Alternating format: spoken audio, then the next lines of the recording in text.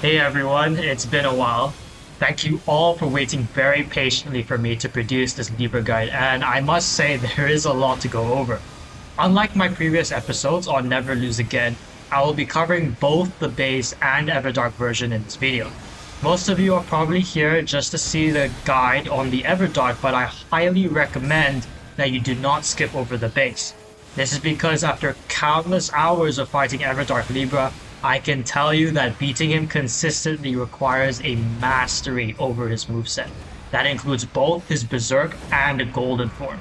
This is not an understatement, and if you can't confidently take him on alone, I'm going to be real, you can forget about ever trying to defeat Everdark Libra consistently. I emphasize this word consistently because I notice a lot of players like to bring high DPS builds to this fight. If during the expedition, maybe your whole team died early, resulting in your team not acquiring the adequate levels, or maybe you did explore pretty much the entire map, but aren't fully satisfied with the weapons and buffs obtained. If this player sounds like you, and you're up against Everdark Libra in the Deep of Night, it may just seem like all is lost. Well, the purpose of this video is to show you that no matter how dire the situation can be, there will always be light at the end of the tunnel. I won't be going over any secret tricks or exploits that trivializes Everdark Libra in this guide. There are already so many videos all over YouTube that go over these secret tricks, but if they really did work all the time and reliably, then there wouldn't be a need for this guide. But here I am, witnessing some of my viewers and subscribers begging on their knees for this video to be released. To conclude my intro, like, comment, and subscribe. Buy me a coffee in the description for donations, as well as Discord where you can DM me if you'd like to play some games. Alright, let's head in.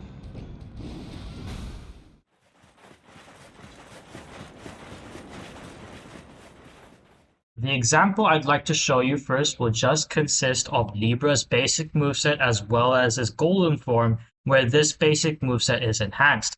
What I find crazy is that I've heard from some players, even from those in Depth 5, that evading Libra's moves, especially when he's in golden form, involves RNG to some extent, meaning that there exist cases where you would get hit and there wasn't a way you could have prevented it from happening entirely.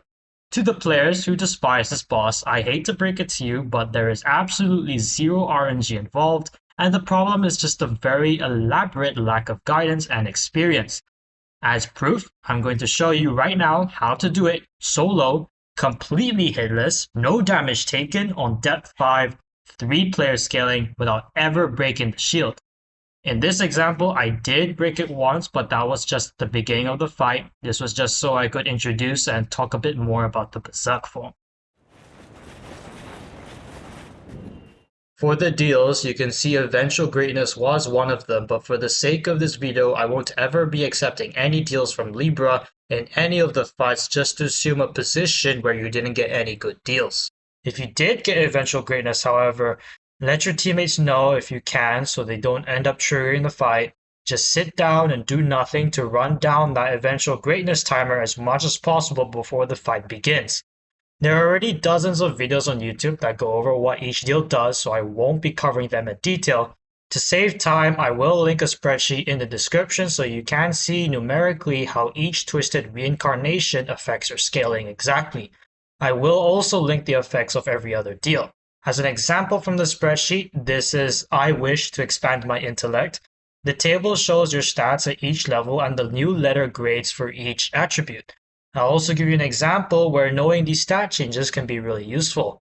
Let's say I'm running Straight Swords Duchess and these are my stats. I've got Great Int and Faith scaling accompanied with Solid Strength and Dex scaling. I'm looking for swords like Michelin Knight Sword, Golden Epitaph, and Sword of Saint Trina. But let's say I wasn't fortunate enough to get any of those swords. Instead, I got either Regalia of Aocade or Ornamental Straight Swords, introducing I wish to be in touch with the arcane. First off, I think there was a typo here. The vigor is 41, so the grade should be listed as a C instead of a B. Anyways, for the total cost of 1 vigor point, you get +4 in both strength and dex. Your arcane is obviously boosted and you get a lot more mind and stamina. There is no cost with losing Int and Faith because these weapons don't even scale with Int and Faith in the first place. To some extent, you will have to remember the specific scaling of some weapons, so to make it easier for you when strategizing, browse all the weapons of the active dormant power you have on your chosen build, and just remember what deal to pick for what weapons whenever you encounter Libra. At the end of the day, we run dormant powers to find a particular weapon in a specific class. We may not get it during the expedition, but at the very least, we may have encountered many weapons in that same class. If you don't end up getting anything, you can pick I Desire a Powerful Weapon at the cost of 2 levels if this deal is available to you. You'll notice that all these weapons are strong against Libra specifically. If the weapon you got doesn't suit you, give it to a teammate who can make better use of it. Other than that, I wouldn't say that every other deal is not perfect nor terrible, but a matter of preference based on your intuition and style of play. The time is ripe.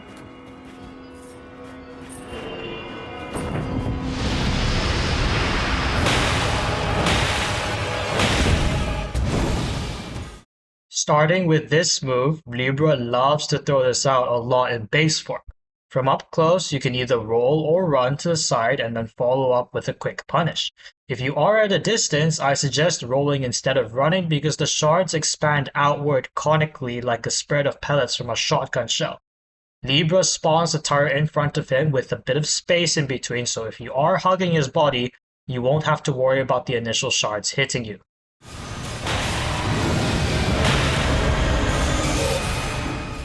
The rain of shards also spread outward conically with each set of shards, but from above this time, where each one successively targets a bigger radius. There are only 3 in total. I suggest running away from the first set. You can even sneak a little hit in before doing so. After the first set, you can then decide whether or not you want to stand right underneath the core at which those shards spawn for the last 2 sets, or run away. Don't stick to just one way of evading the rain of shards because one option may put you in a more preferable position than the other. If you don't already know, standing underneath the core is safe because the shards will just fly right over you so long as you are positioned right underneath the core.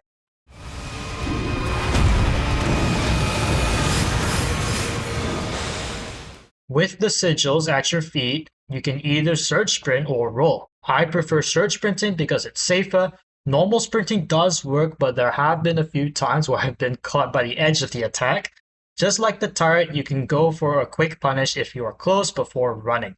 If you don't have enough stamina to run, you'll have to roll, and I would recommend rolling backwards away from Libra.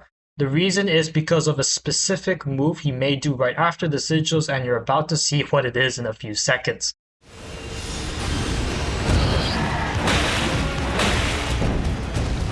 This is the quick staff slide. The reason as to why I recommend rolling away from Libra after the sigils is because this move that he can do straight after is very quick to the point where it'll catch the end of your roll. It may not seem like much, but on depth 5, this will casually just nibble off half your HP bar for most characters without damage negation. This move is also the reason why punish windows aren't as big on most of the attacks.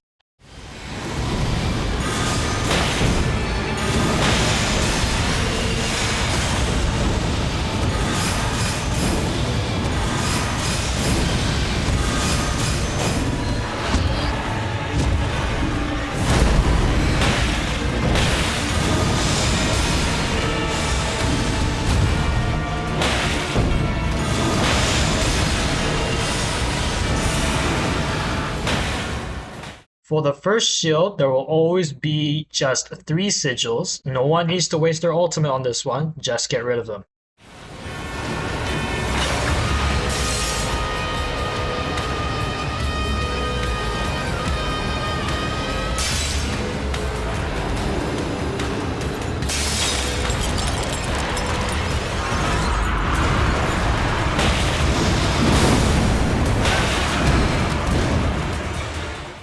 When it comes to dodging the horn attack into the Wave of Frenzy, you can run and roll to the side, but if you are too far away from Libra when he does the horn attack, you may be forced into rolling the wave. Since this fight is mainly just going to showcase the golden form, I will talk in much greater detail about the Berserk form in the next one. For the time being, I'll just be going over some basic tips. With the explosive leaps, you can roll the first one and strafe around him for the next two. He'll just end up jumping straight past you.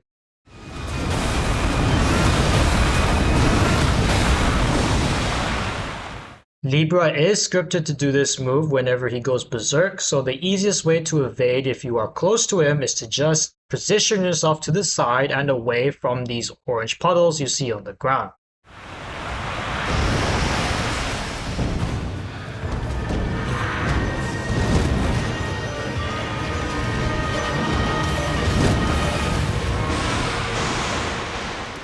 This is the next scripted move, which concludes the berserk form. You can roll this attack if your timing is on point. I find running away to be the much easier option.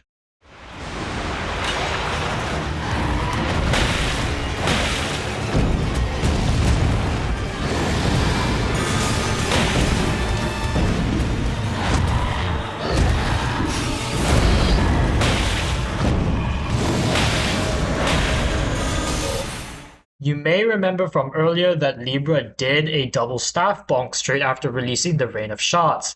For that sequence, I decided to just run away. In this case, he's doing the sigils, and for this sequence, I personally prefer running underneath the Umbrella of Shards. Here's a sweet example of me dodging the initial hitboxes of the turret just by hugging Libra. After a single bonk, Libra can either follow it up with another bonk or a turret into a swing. Don't go for any lagger punishes until you know what variant he's going for after the first bonk.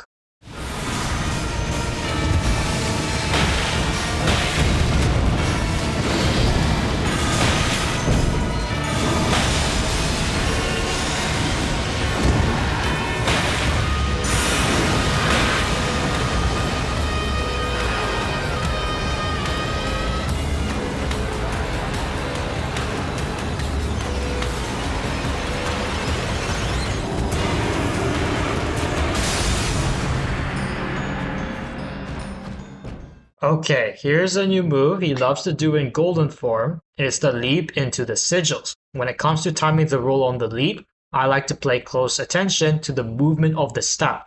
So the very moment you see it come down is when you roll.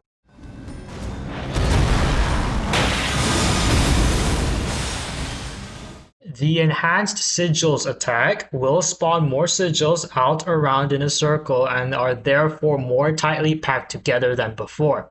Whenever Libra does this, I'm more inclined to try stay in close quarters with him because what could easily happen is you are strafing backwards away from him out of caution and you accidentally walk into a landmine.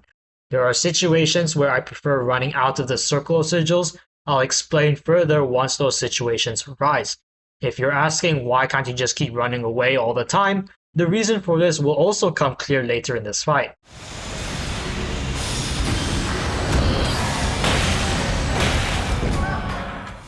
Both in base form and golden form, Libra can teleport. This move can be deadly as it can catch you off guard if you aren't paying attention to it. There is no hitbox as Libra disappears, so it's a free punish window. There is only a hitbox you need to evade when he reappears. He can either teleport on top of you or out to your side.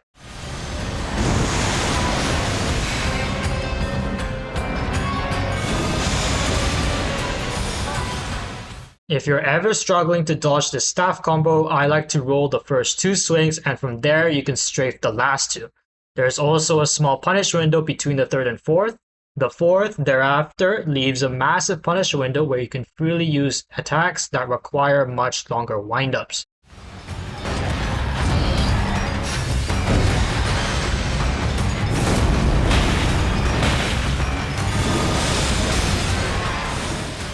Okay, here's a common situation where I prefer running outside the circle of sigils.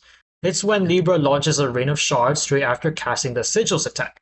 I like to take my camera off very briefly to line myself up with the space in between the sigils so that when I have my camera locked back onto Libra, I can confidently retreat backwards knowing that I won't end up walking into a landmine behind me. The unlocking of the target lock should be brief because if you recall from earlier, Libra likes to do a quick bonk right after releasing the Rain of Shards.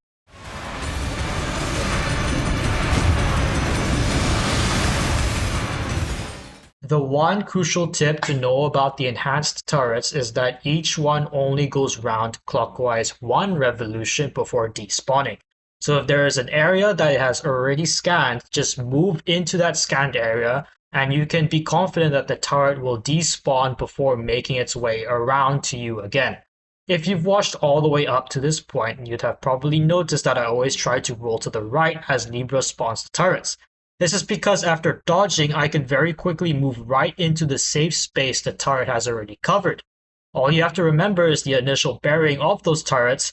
If there are multiple turrets going around at once, remembering the initial bearing of all the turrets is very important, because even if you are in the safe space of one turret, you may not be in it for the others. Every set of turrets will always share a common safe space, which is basically defined as the space that all concurrent turrets have already scanned. If you know that you are not in this common safe space, you'll know that you'll have to roll an incoming turret, and between Libra's attacks, you can replace those opportunities for quick punishes with rolling past the incoming turret instead. Only once you're in this common safe space, you can start playing again like normal as if the turrets weren't even there to begin with. This is how you never get caught off guard by one. If this concept confuses you, I wouldn't worry too much about it because there's already so much footage in this guide where Libra is using turrets to which you can refer.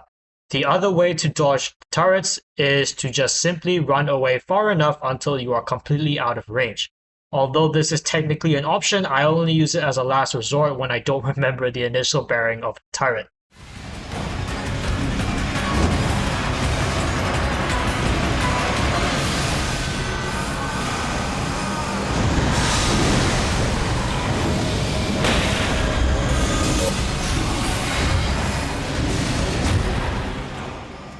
In the Madness event, you can cancel it with any damaging ultimate. Non-damaging ultimates can be used to bypass the Madness build-up too.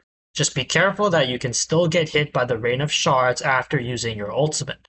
For Wylder, I like to use it at an angle so I end up right underneath one of the Umbrella of Shards. If you don't have your ultimate, the easiest way to collect shards is to quickly position yourself underneath one of the umbrellas before running outwards for the shards.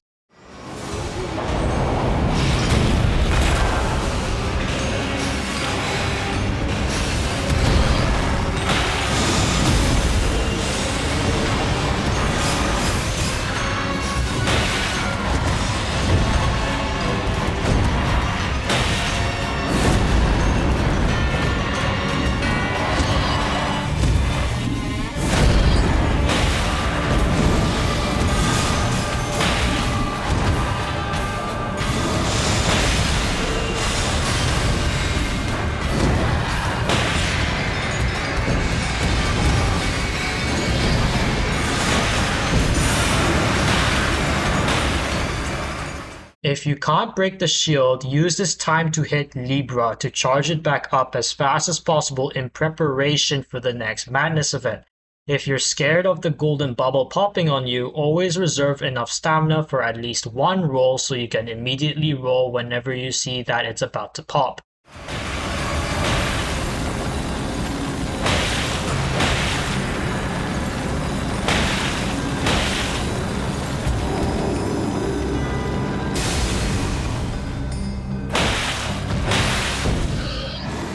Now, if you are aggressive enough, you can fully charge your ultimate back up before the golden form ends. I like to imagine that this was From Software's way of punishing the player for simply running away from Libra when he's in golden form. With Wylder, performing this cycle is much easier since he can save some of his ultimate with each cancel.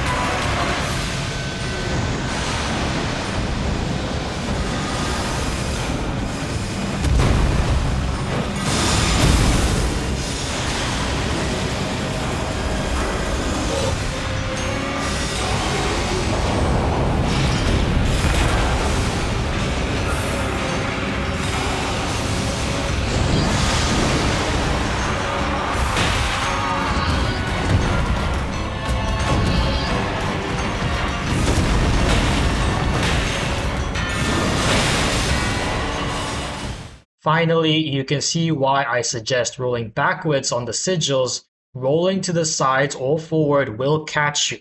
You can see here I rolled twice. This was just out of reflex. I already knew that if I didn't roll again, I would have been out of the way of the staff slide anyway.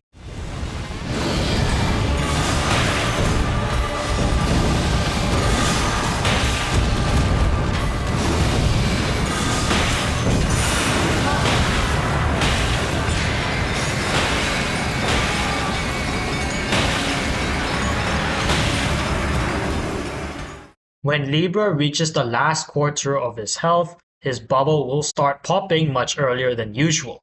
With this, you now have less time to get free charges on your ultimate, and you have to be more aggressive towards Libra's golden form.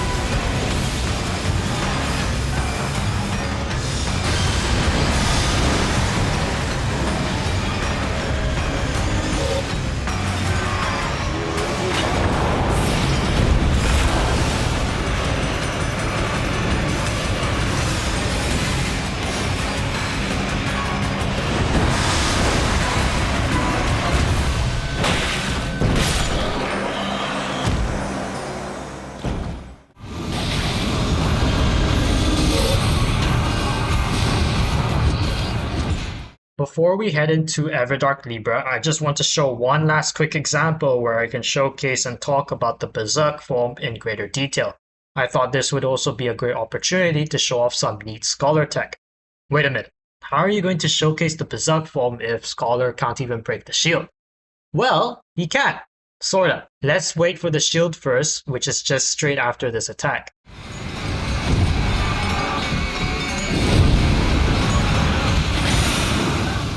The tech involves using Scholar's skill. Get close to Libra as much as you can to charge it up as quickly as possible and buff yourself when you're done. Right after that, you can simply just hit Libra's shield with any weapon. This isn't actually 100% consistent, especially when playing alone on 3-player scaling. The method that I've used that has given me the most success is doing a feint attack while two-handing a thrusting sword. You want to two-hand the weapon before charging your skill so you can perform the feint attack immediately after buffing yourself. Doing a feint attack not only has given me more success, but if you don't break it in phase 3 where the shield pops a lot quicker, the feint attack brings you away from the shield in case you didn't end up breaking it, making the feint attack the safest option as well. I'd say this specific way of doing it has given me about a 90% success rate on my own. To increase these chances, your other teammates should destroy the sigils around the shield as this weakens it with each sigil destroyed. If you're both consistent and lucky, you can get away without ever having to fight Libra's golden form with no one ever needing to use their ultimate. This could be useful as an extra means to destroy the shield if the next teammate in rotation doesn't have a means to destroy it.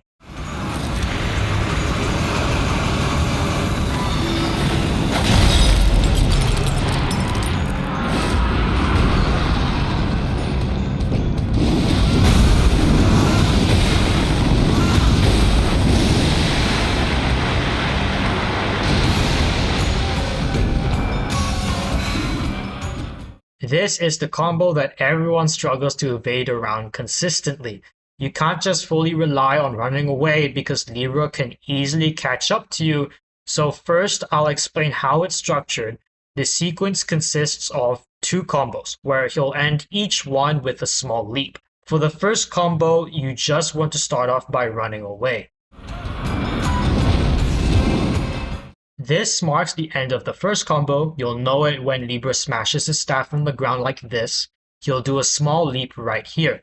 If you haven't made enough distance, the leap is where you should place your first dodge and from there quickly run away again momentarily to distance yourself a bit. The reason you distance yourself a bit is so you are just out of the way of the staff swing he'll do right after leaping. Once he swings his staff, he'll charge at you with his palm forward. This is where you want to place your second dodge. After this second dodge, you want to continue run away like you did before.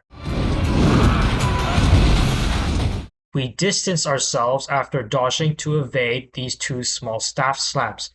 After those light slams, he'll do his second leap attack. If you didn't create enough distance after rolling the palm attack, this is where you want to use your third roll.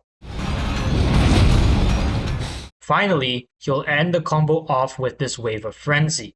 If you are very close to him, like here for instance, you want to run behind him from his right side, so that's your left.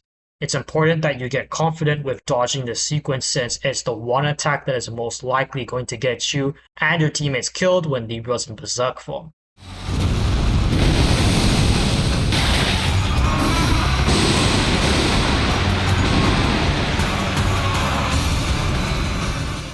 The rest of the guide will be glittered with examples of dealing with attacks from both Golden and Berserk form. So if the 2 examples used for the base version aren't enough for you, there's about 30 more of them waiting for you in the Everdark section.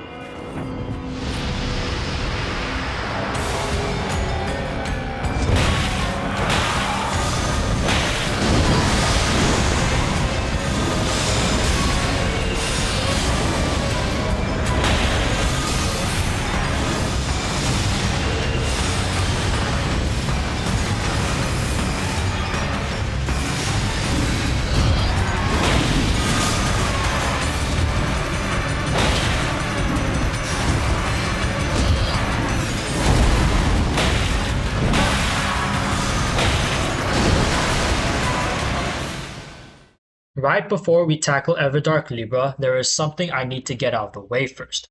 Out of all the advice provided in this guide, the advice I'm about to give you in this specific explanation / freeze frame is, in my opinion, the most important one to hear.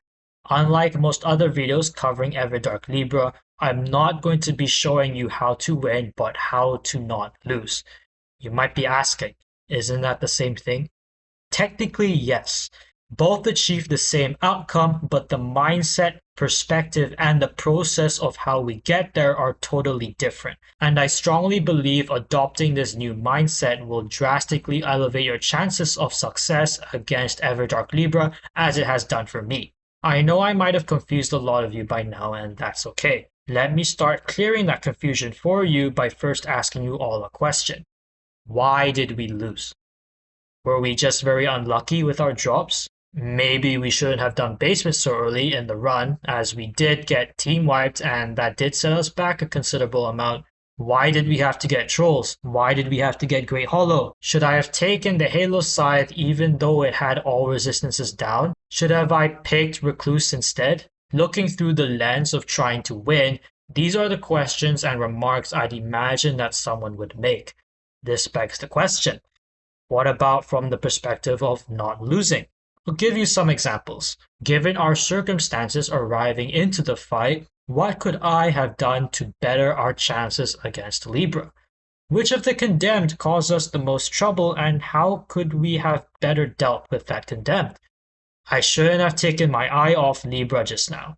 I shouldn't have ignored the inescapable eye. These are the questions and remarks I need you to start making. Otherwise, the rest of the advice in this video is going to be useless for you to hear. Now that you've adopted this new mindset, we're going to talk about why fights start to go downhill in the first place, and in at least most scenarios, it'll boil down to just two reasons. One is that someone lost a 1v1 to Libra, and two, someone lost a 1v1 to a condemned. In a battlefield full of invaders that need to be tamed, dying and getting soloed by Libra is the last thing that should ever be happening. This is why I emphasize the importance of mastering Libra's moveset in all of his states. He's practically in golden form for the whole fight and will go berserk whenever stats broken or procced with madness.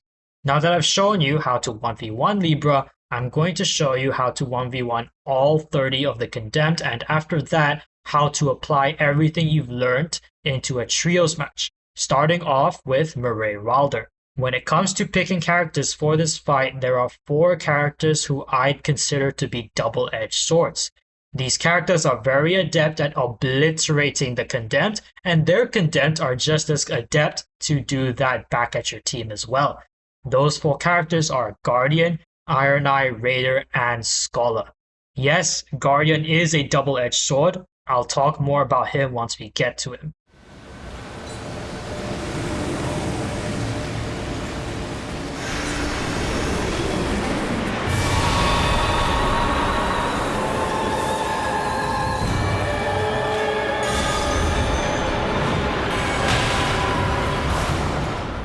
In this fight, I'm going to be showcasing a technique that, if honed, can be used to consistently bring down 90% of the invaders. It is what I like to call the bait and punish. If you hate being input read, then it'd be in your best interest to practice this. The way you do it is in the name. You run in to bait an attack and punish it with something quick. Mirais Wylder is the perfect invader to showcase just that. As a side note, I'm going to be showcasing all of the fundamental skills you can use as well as the mechanics of Libra's fight in Wylder's examples, and then I'll be lowering the scaling for the other characters just to talk about each invader's niches. Because by then, I would have already gone over the structure and all the general gank in this fight. When it comes to the expedition, I advise that all players bring at least 1 melee option and 1 ranged option, so that way you have more options for punishing. In this case, grapple can work as a ranged option, especially with the fact it can inflict blood loss. As you might have noticed, the first curse is Shroud All Allies. This just conceals both you and your teammates from seeing each other. If anyone goes down, they'll need to ping to let everyone else know where they are.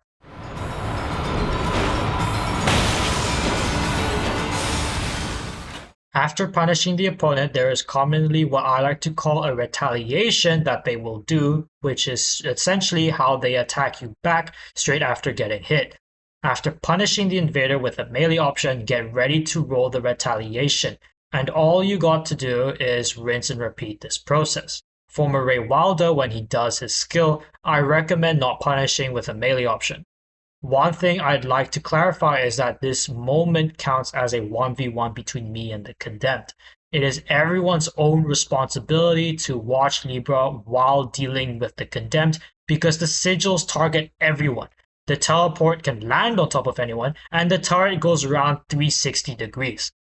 For the majority of the fight, Libra will use one of these attacks, mostly the turret and the sigils, about every 15 seconds. Once you've dealt with your invader, you can either 1v1 Libra or help your teammates with their invaders. And remember this, it only takes one player to win their 1v1 for all invaders to go down, and you can be this player. This is an exception if one of your teammates go down before them, which is why if you can't win your 1v1, then it's best to try and stay alive.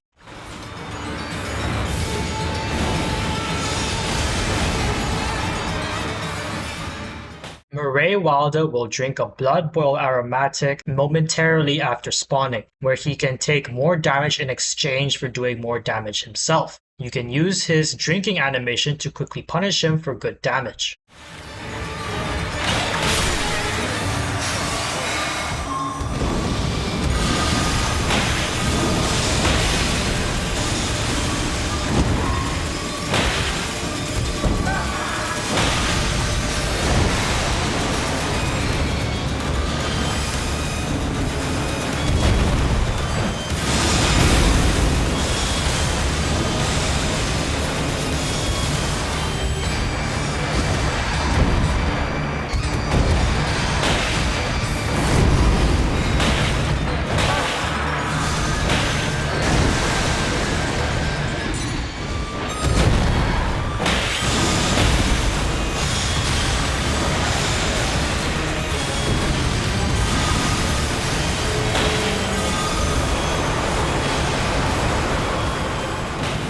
One little thing, just be careful not to stand where the invaders spawn as they are spawning. Preach's Madness makes it so that everyone now does madness damage no matter what source it comes from, so long as it's damage. How fast you can proc this madness on an enemy's skills with your arcane.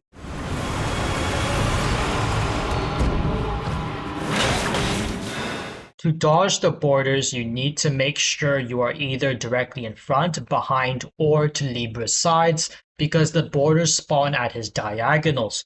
After choosing your bearing, run backwards directly away from Libra to minimize the chances of getting hit by a border in the event that the bearing you've chosen is slightly off from safety.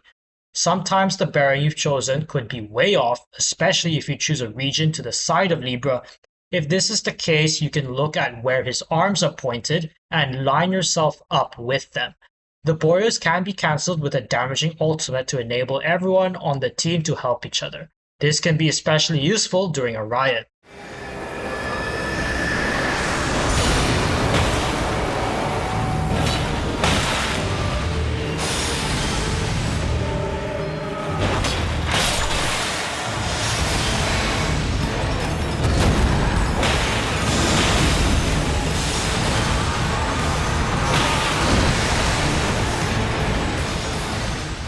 If you need Libra to come to you, this is where you can poke at him with your ranged option. He'll come across by leaping towards you, or if you're too far away from him for that to happen, he'll instead teleport to you.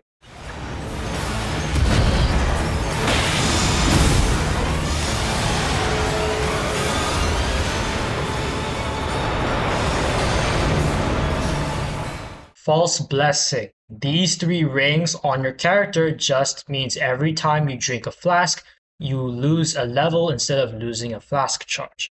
The curse will have lifted when these 3 rings aren't on your character anymore, or when your flask charges are no longer highlighted in purple.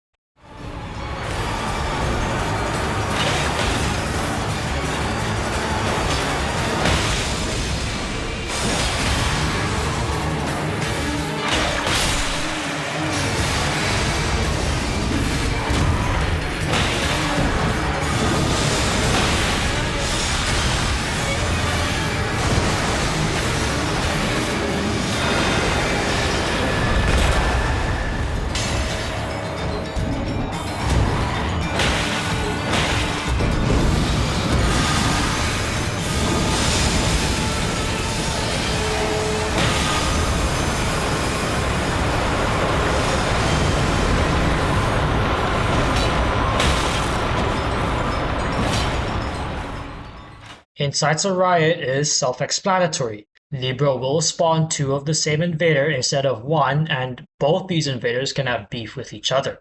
If there are 3 players on the field, there will be 6 invaders in total. A little tip against any invader holding a great shield: if you know that they will block your ranged option, you can take advantage of this block by allowing the other invader to catch up.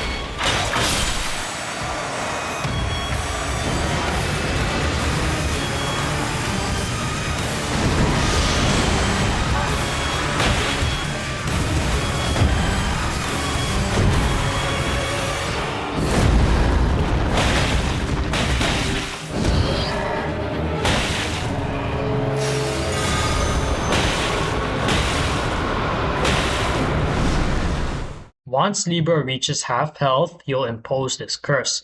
Offers a challenge, halves your HP and FP. This same curse is imposed on all of the condemned as well.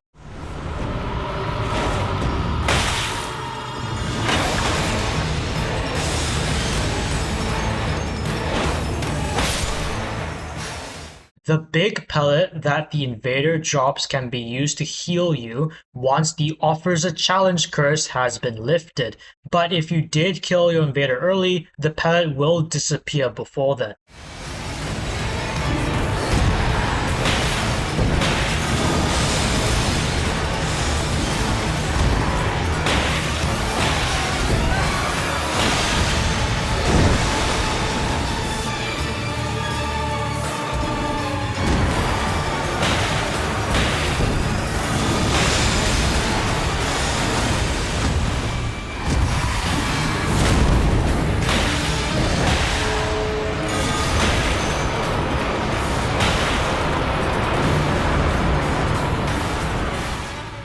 Inescapable Eye. This is by far the most dangerous curse. It's the reason why bringing Madness resistance can help substantially in this fight. Anything that can improve your resistance should be high on your priority list during the expedition. If you happen to not find any clarifying boluses or all resistances up, you can pick the resistance to all ailments deal if it appears as an option. You don't even need that much more. You just need to get enough to make sure that if you don't pick up any pellets during a particular Surge of Madness from the Inescapable Eye, you won't get procced with Madness. All resistance is down, decreases resistance by 80, and resistance to all ailments gives 150, so you're left with 70 extra resistance. The Dormant Power gives 57. This is enough. There will be one Surge of Madness, typically the first, sometimes the next, that will bring any character's Madness bar with their default Madness resistance to full, and the other few surges do less but not enough to fill the entire bar up from 0. Every time you see the Inescapable Eye, you should be prioritizing the shards left on the ground after Libra's attacks.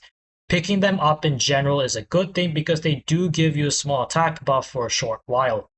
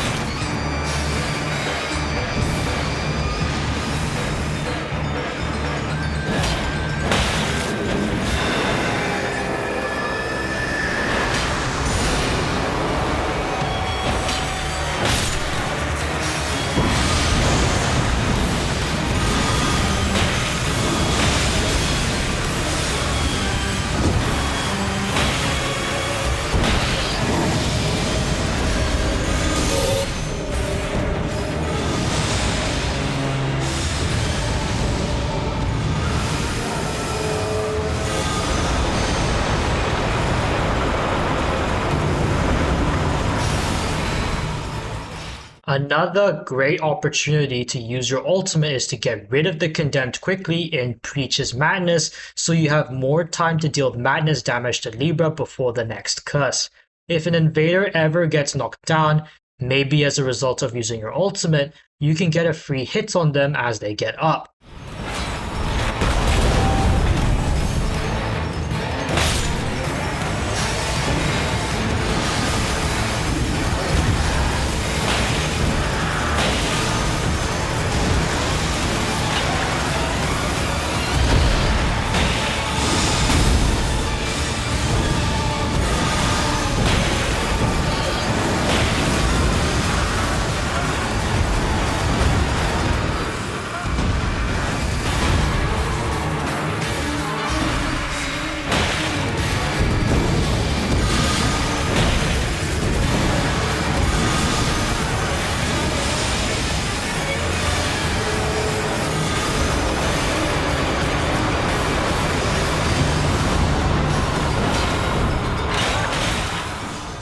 In the last quarter of Libra's health, Libra is going to stop respecting the Fade and start chasing you alongside the Condemned.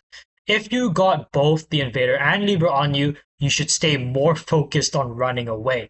This is where your mastery of Libra's moveset is going to take the most shape, because you're going to have to dodge Libra while paying only a fraction of your attention to him.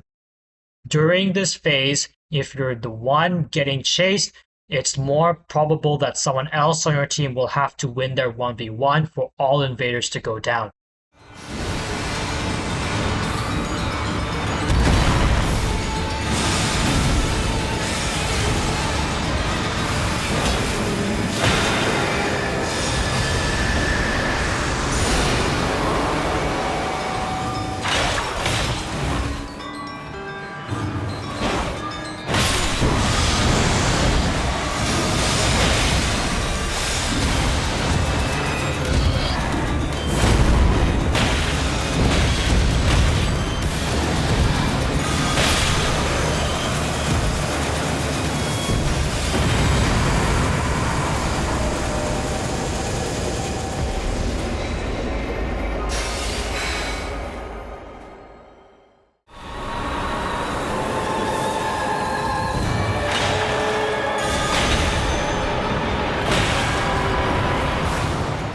Okay, Sceptor Wylder, holding the Scepter of the All-Knowing. Just like Mirais Wylder, he doesn't have any ranged options, so you want to use ranged attacks if you can. The same tactic goes if your main damage option is melee. Just note, his retaliation is much quicker and his attacks reach out further in exchange for doing a lot less damage than Mirais Wylder. There is another technique that I want to introduce called poking. It's basically where both you nor your opponent has committed to an attack, and you're the first one to commit with the intention of intercepting your opponent's movement. This can be very useful to get extra damage in and get them off you, but use it sparingly as they can start input reading you by jumping over your attack, for example. How much health you have, how much your opponent has, and how much damage your invader does should all be taken into account when weighing out your options when choosing your style of combat. One tip with Wylder is if close enough, you can combo the grapple into any attack. More about poking techniques will be covered once we get to Executor.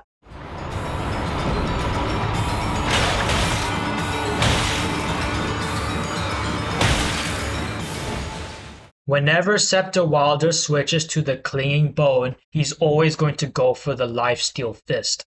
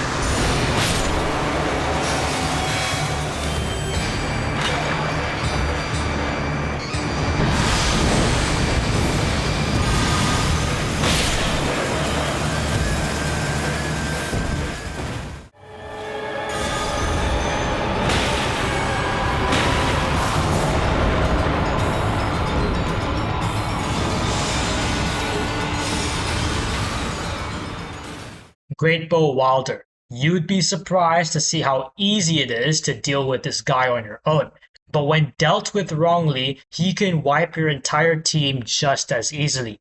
We're going to apply the same technique of bait and punish, except we are going to punish him before he gets a chance to let his attack out, so it's as he's drawing the Greatbow. When it comes to dodging rain of arrows, you need to keep moving in order to evade it. If you are the one who is in a duel with Greatbow Wylder, you need to tell your team that you are engaging in combat with him so that they don't have to worry about a stray rain of arrows hitting them. If you can't tell them, then try your best to stay on him until he's dead. The only way for Greatbow Wylder to retaliate is to switch to his spear, to which then you can just run away until he brings his Greatbow back out again. In close quarters, his interactions are pretty trivial.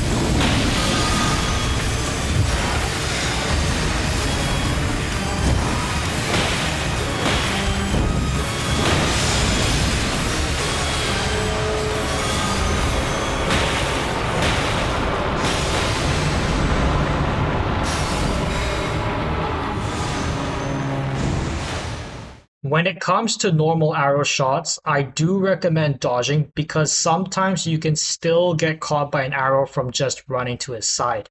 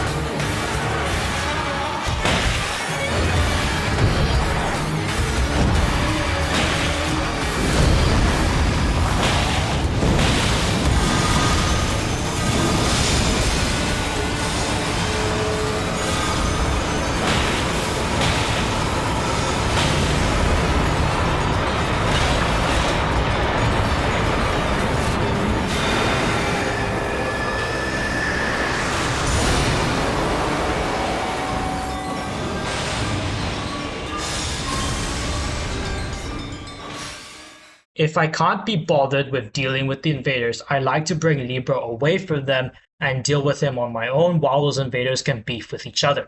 When I say to bring Libra far away, I mean far, because you want to make sure you are out of range from those rain of arrows.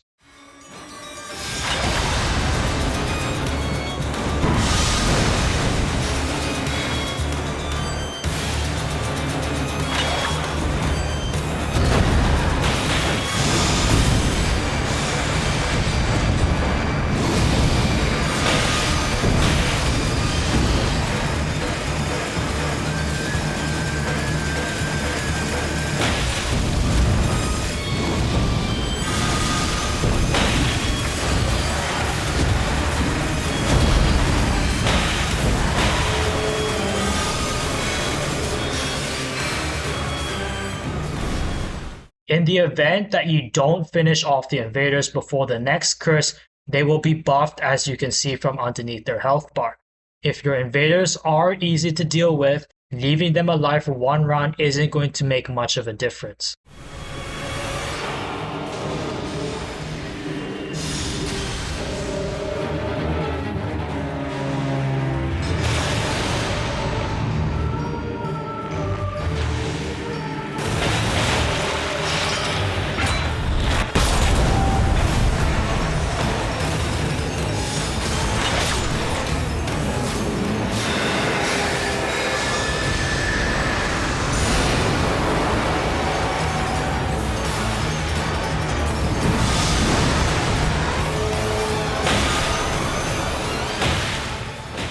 Very rarely, there will be cases where Libra will not summon anyone upon casting a curse, but if it's inside a riot, then only one will spawn.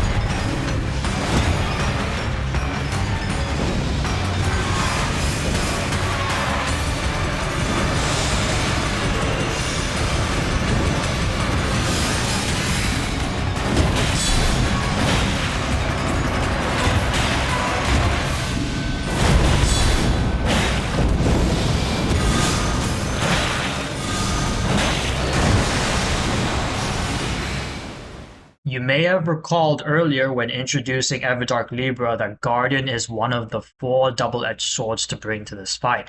In my opinion, I believe that Guardian has the most difficult invaders overall, but he himself is just as equipped to be as difficult himself back to the invaders. Why is this? It's because of guard counters and the golden shockwave effect that comes with the steel guard as a relic effect. To give you all a reference of how much damage he does, with the right relics, he does more damage than Wylder on most weapons. Improved guard counters +2 increases the damage output of each guard counter by 29%. For reference, initial standard attack builds held a higher guard in terms of damage output, but each improved initial standard attack gave only a 15% increase in damage. Yes, guard counters is no joke. In addition to this, the golden shockwave when steel guarding trivializes pretty much all melee interactions. This is because the golden shockwave staggers all the invaders, leading into a free guard counter. The only time it doesn't is when the invaders do specific attacks that allow them to poise through the shockwave, like charge attacks for example. If you are running a DPS build like skill build, you got a Guardian on your team, and you manage to get your hands on Vike's War Spear, find other weapons with good skills to use as your main damage option in this fight, and give the spear to your Guardian. With it, you enable your Guardian to single-handedly solo all 3 invaders by himself. You can use it on the invaders, but I only recommend using it sparingly on Libra, and the reasons will come clear when I cover the example with trios. On that note, I recommend playing defensive against the Guardian invaders and seek help from another player if you can to deal with him. Those invaders also have the highest health pool out of every character, so they will also be tough to get rid of. For every Guardian main, I believe that it's also your responsibility to know how to at least deal with your invaders on your own so it doesn't end up troubling your teammates too much.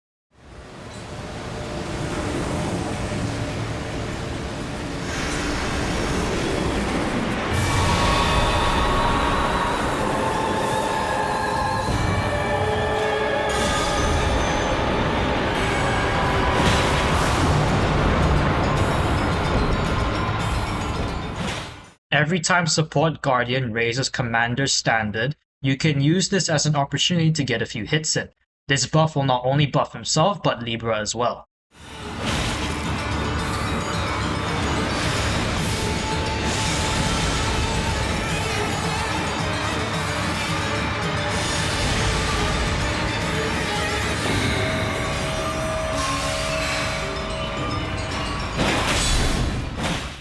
As a general rule, to be as safe as you can be when it comes to using guard counters, although strong, they are very committal. So use them when the opponent is staggered by the shockwave with the exception of jump attacks, and when Libra is not doing and not about to do anything.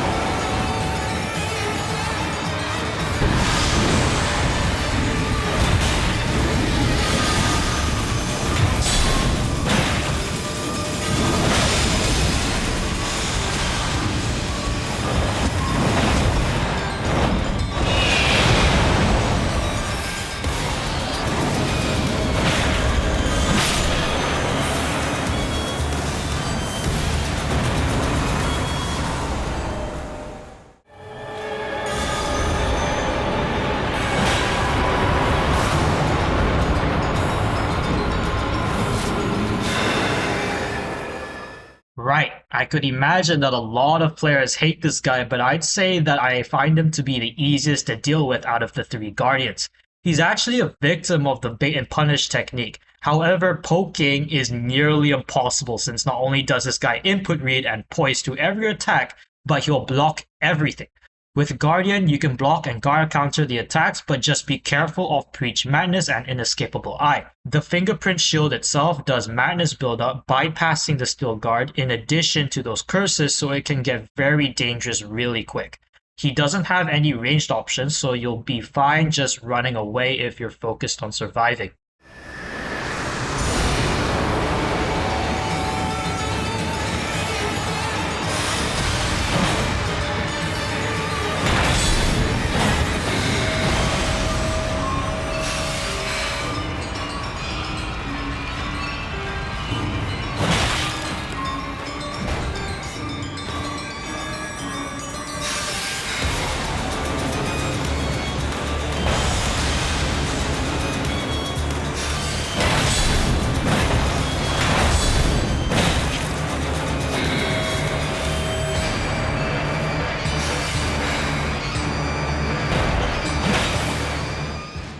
If he ever uses the Steel God, just hit him with something small to try provoking him out of this stance.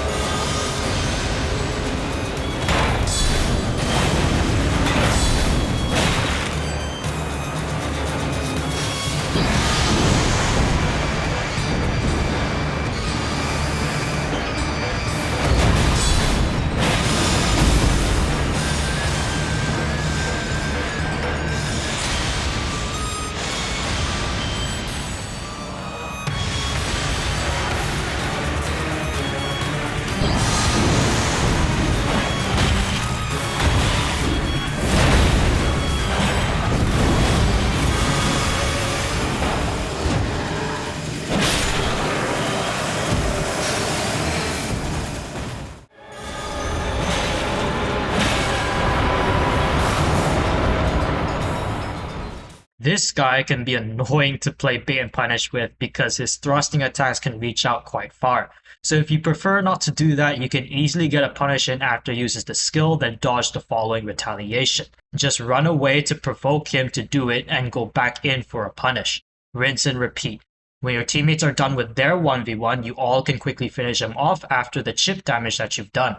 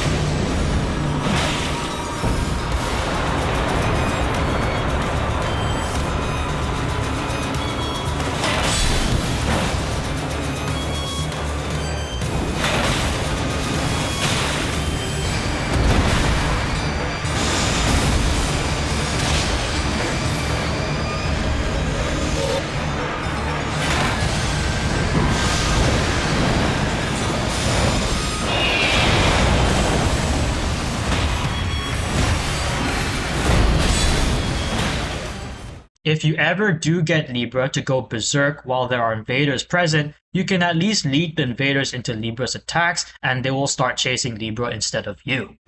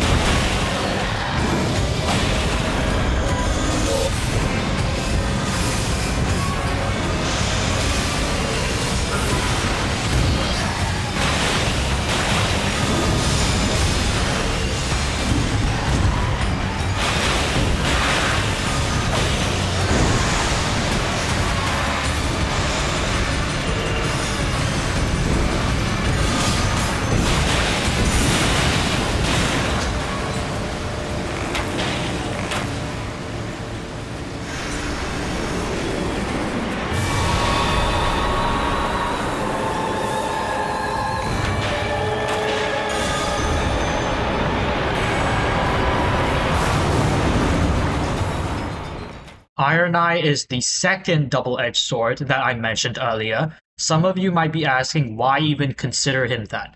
Unlike Guardian, his invaders are quite squishy. It's actually just one of his invaders that caused the most trouble. It's the one with the Serpent Bow. If left alive for too long, Libra will buff his attack and stack those buffs with each curse. You might be too busy running around the field to find an opportunity to revive both your downed teammates. Before you know it, this guy is at +6 attack on depth 5, spamming arrows in your direction. Yeah, at that point, just put the fries in the bag. When it comes to dealing with him for melee builds, it can be very difficult to close the distance without taking multiple arrows, and even if you do, he can always use the mark as a get out of jail card and just spam you with more arrows. All the Ironeye invaders can use the mark. Blocking the arrows is an option, but the Serpent Bow does poison damage, so the build-up bypasses the shield. If you're the one bringing Ironeye to the fight, I recommend keeping a bow on you to chip away at your invader, and all it takes to finish him off is just one of your teammates to briefly third-party the fade after they're done with their 1v1.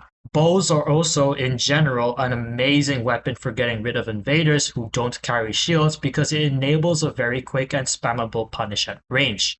Naturally, Ironeye is the most adept at using them.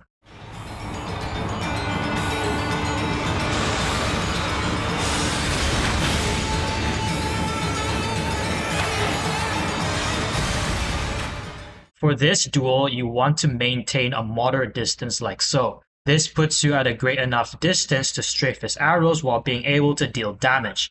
Also at this distance, he's just walking around in your general direction, making it easy for your teammates to jump him when needed. Another thing to be careful of is that he can roll your attacks, and if Libra is in the line of sight of your arrow when the invader rolls it, Libra will get hit by the arrow and therefore will be provoked into leaping towards or teleporting to you based on your distance from him.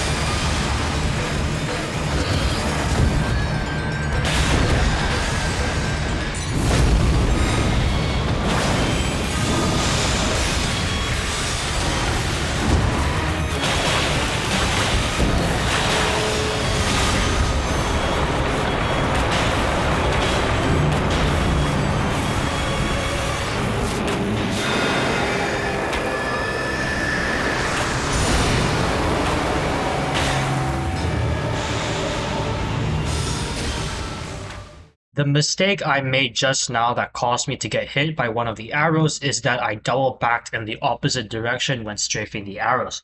Just make sure you continue strafing in one direction until Ironeye is done shooting arrows at you to avoid making this mistake.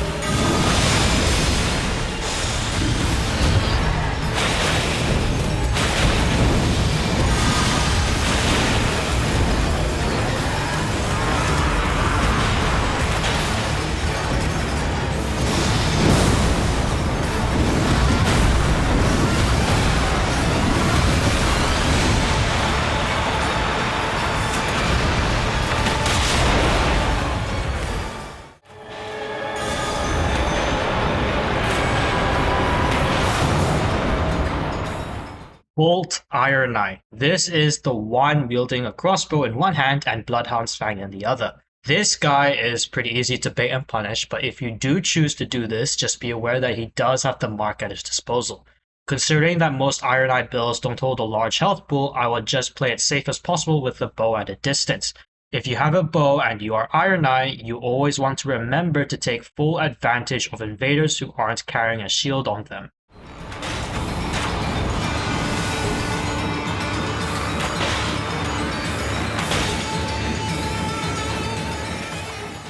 When it comes to chipping away at him, just run when he's two-handing the Bloodhound's Fang until he brings out the crossbow. You can always use the mark to retreat when he gets close. Every time he loads up the crossbow, he'll shoot immediately after. At a distance, you can get a free punish on him with your bow.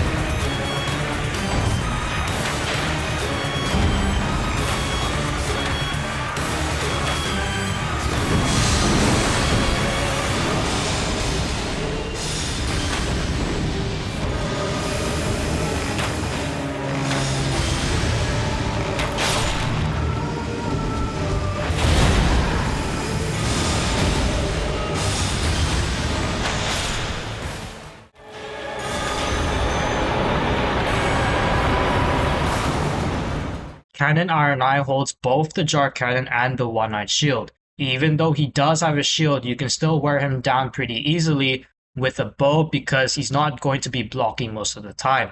To start off, every time you see this Ironeye about to fire off Jar Cannon, I recommend rolling. I advise against running or strafing it. I've gotten hit so many times trying to do that and my results were just so unpredictable. Ignoring the fact that he can use the mark, he's pretty easy to deal with up close, just like Greatbow Wylder, because this guy has no way to retaliate. But then again, we only know how to spam arrows in this building.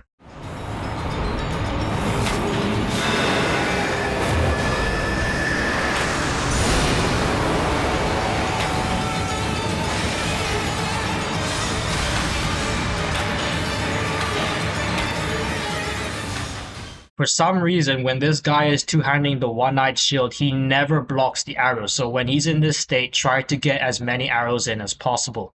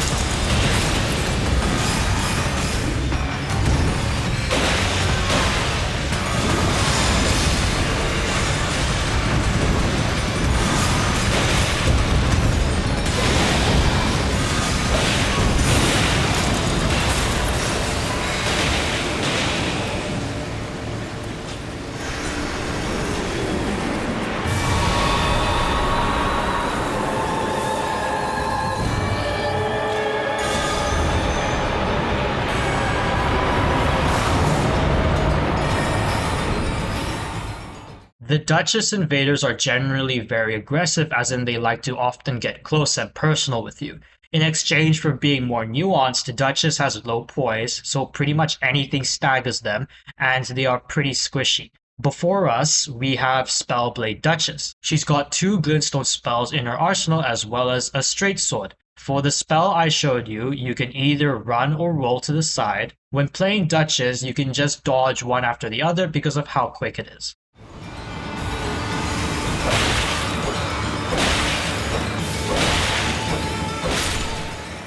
And up close, it's that easy. Just keep poking, and after poking, just dodge the retaliation. Straight swords are relatively quick weapons. Combine this quick frame data with Duchess's dodge, and you can even punish her retaliation to chain your damage successively.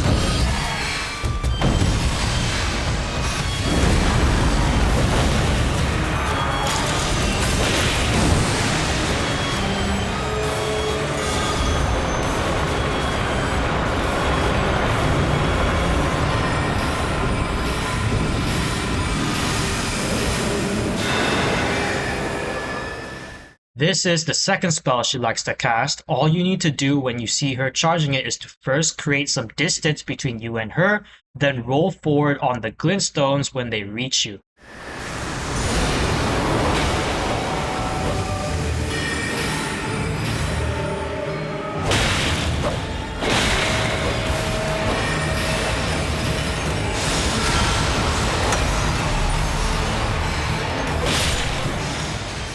Duchess's ultimate is just really good in this fight because you can use it, as I have just shown, to bypass Inescapable Eye. But more importantly, use it to jump riots and dangerous invaders like that Serpent Bow Ironeye I had showcased previously. In solos, it's really convenient to have a chance to get rid of the invader first when both Libra and the invader are both chasing you in that last quarter of health.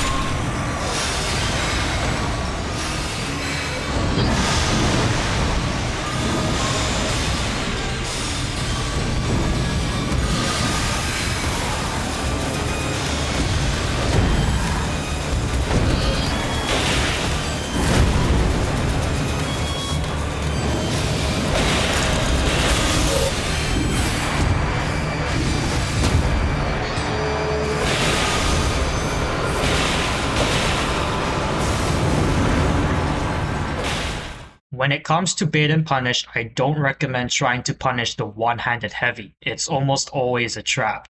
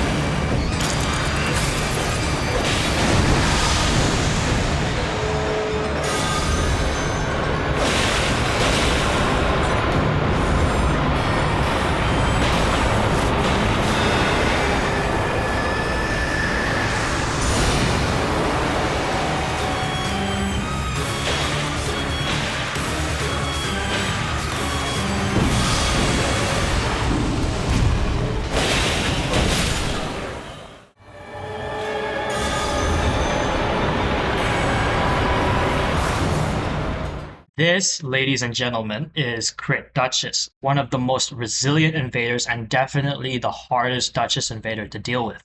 Using weapons that do standard or slash damage are a no-go.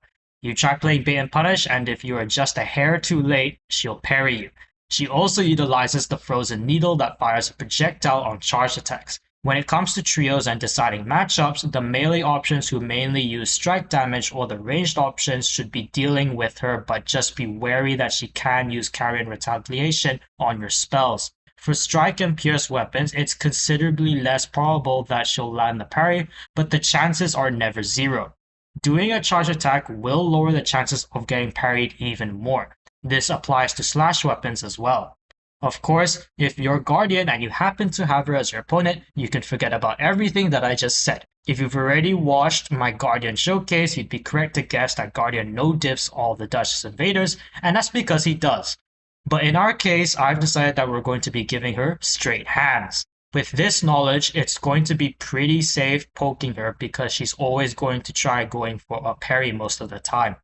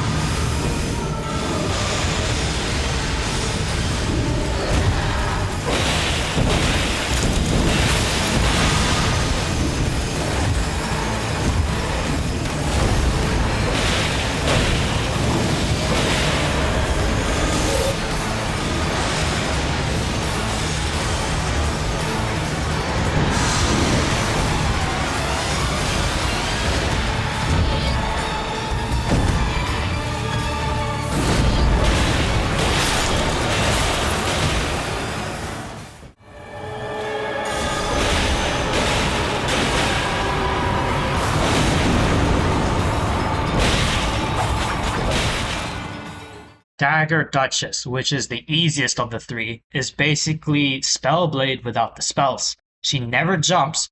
Poking is very safe. She may roll forward on your poke, but whatever attack you do after will just stagger her with the low poise she's got, preventing her from doing whatever attack she wants to do.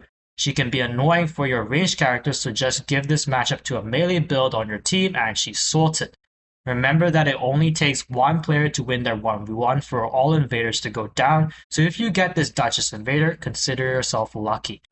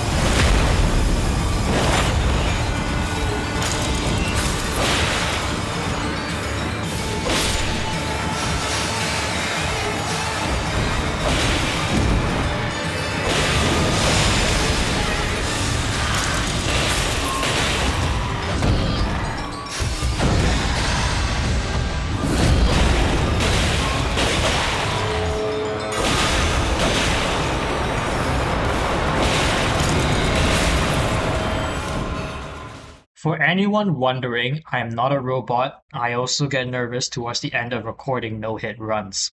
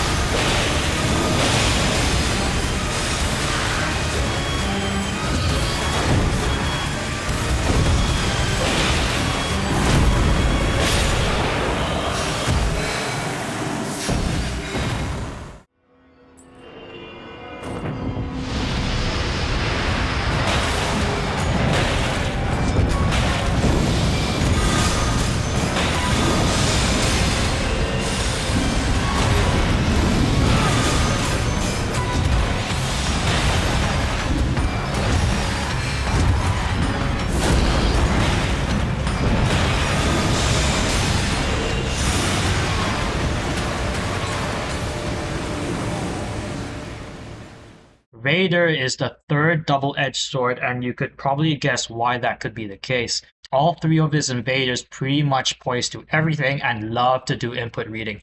With Raider's buffs with the most recent balance changes, the moveset on using colossal weapons come up much faster than before, and Totem Stellar has significantly more range. A lot of players may think that the buffs aren't a massive help to Raider. Yes, they are, and it's made fighting invaders with Raiders so much easier. Bait and Punish becomes a lot more viable with colossal weapons now. On my Raider, I've brought the Knight of Dregs and along with that, the Dark Knight of the Demon. I happen to also bring Madness Resistance +2 on my relics. This gives me 130 resistance. It's like having accepted the resistance to all ailments deal without the downsides. It synergizes very well with Knight of Dregs because you can fit more madness on your resistance buff. This makes Inescapable Eye actually work in your favor rather than against you. With Raider's buffs and meta, it's easy to see why he can be an attractive option for this fight. And this is just the beginning. We haven't even talked about his skill Retaliate yet.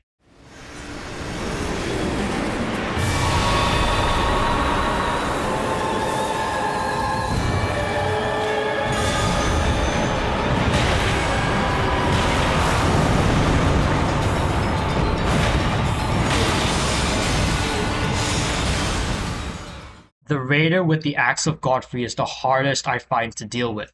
You normally want to play Bait and Punish, but on some attacks like the Charged Heavies and the skill, he likes to input read your punish with the follow-ups of his attack and just poise through.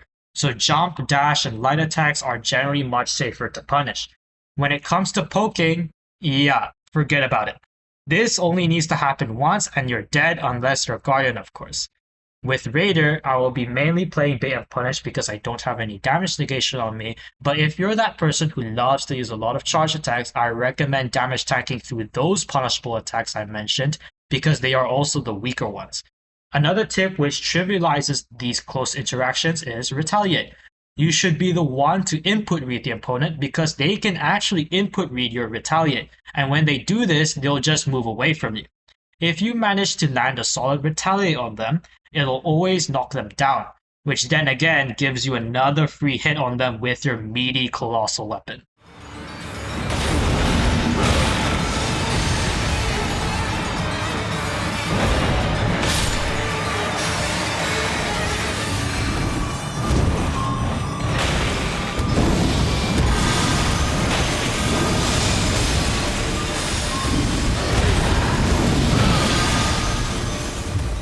I also don't recommend damage stacking through the spells as they do a crap ton of damage.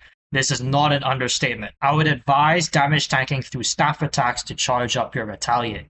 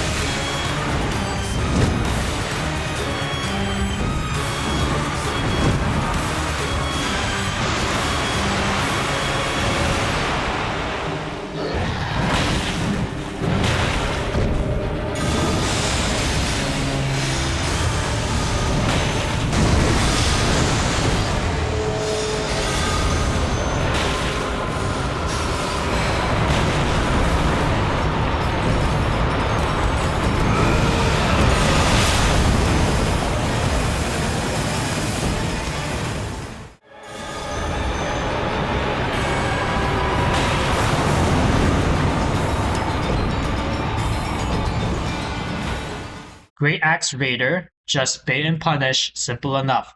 One thing that this Raider likes to do that I've not seen from any invader, it jumps but never goes for a jump attack, but only goes for an attack once it has landed.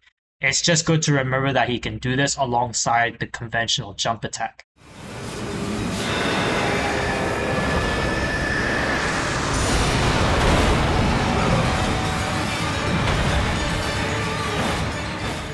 For wild strikes, this is where you can safely use any range skills that you may have.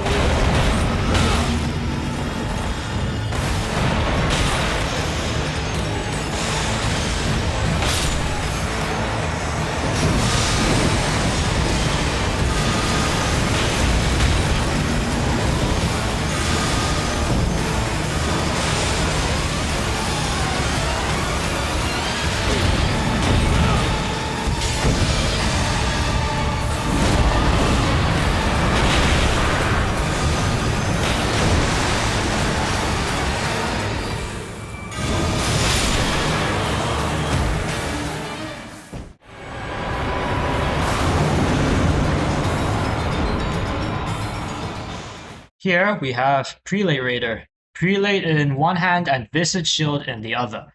Yeah, it's just the same procedure as the one with the Axe of Godfrey. There's just two skills, being the Prelate Charge and the Flamethrower from the shield. Just run away. The charge attacks are also less dangerous this time.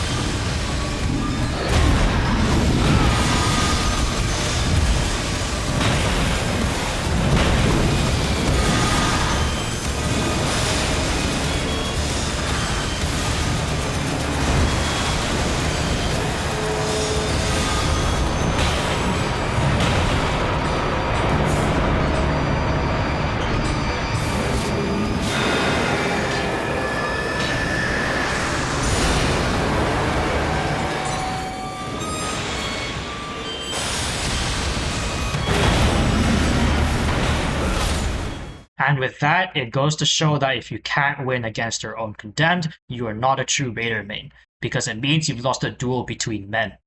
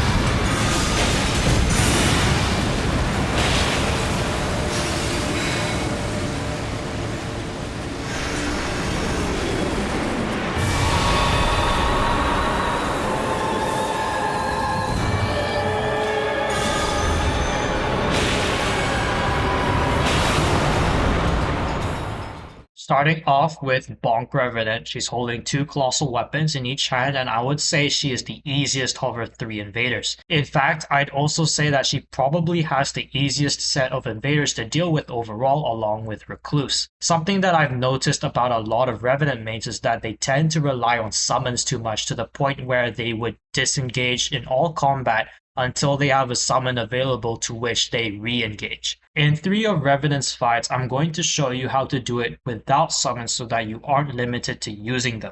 The summons pretty much trivialize the interactions because you get the opportunity to fire off a free incant. So if you can get rid of them without summons, I don't think I need to teach you how to do it with them. All the Revenant summons have very low poise and a very low health pool. Sometimes when I have a Revenant on my team, I don't mind fighting a 2v1 every summoning event. Right, how do we deal with Bonk Revenant? Just play bait and punish, plain and simple. It can apply to every action she does. Poking is the only way you get killed by her because she'll input read you and poise through your attacks.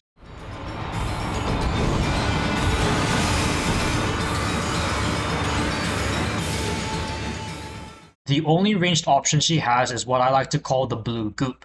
If you've got a ranged punish option like a quick incant, this is the perfect time to get some free damage in. Just back off a bit because the blue goop does extend quite far.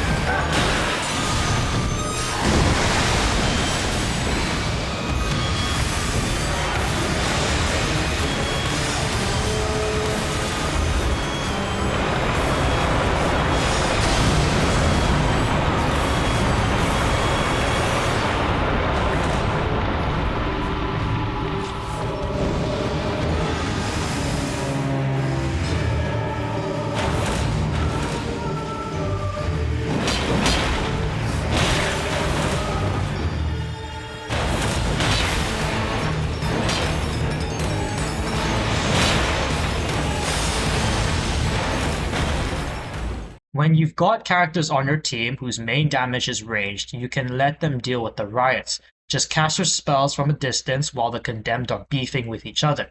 The melee builds on your team can use maybe their ranged options to lure and single out different invaders to pick them off.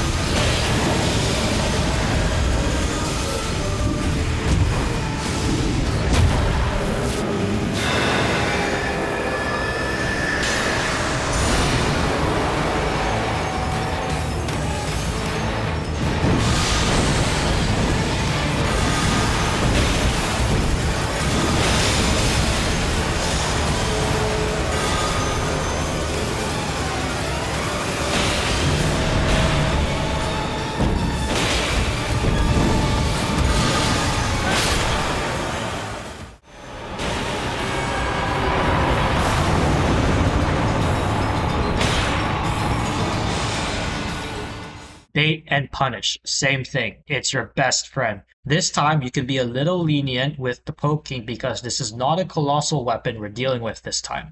I like to use the poking only when she's running towards me because for one, she pretty much never does jump attacks, and two, the only way she poisons through my poking is by using her skill on the Reaper. In order for that to happen, she has to stop running first before using the skill. On the Black Blade, you can just roll forward and punish it.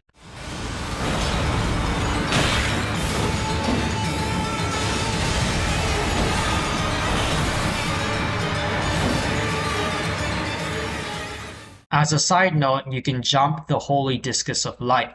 The only problem is when you are on different elevations. It can sometimes hit you even if you jump coming from the lower ground. What I like to mostly do is just run to the side and wait to punish other moves. It's completely fine to do this because she doesn't nearly have as much health as the other characters.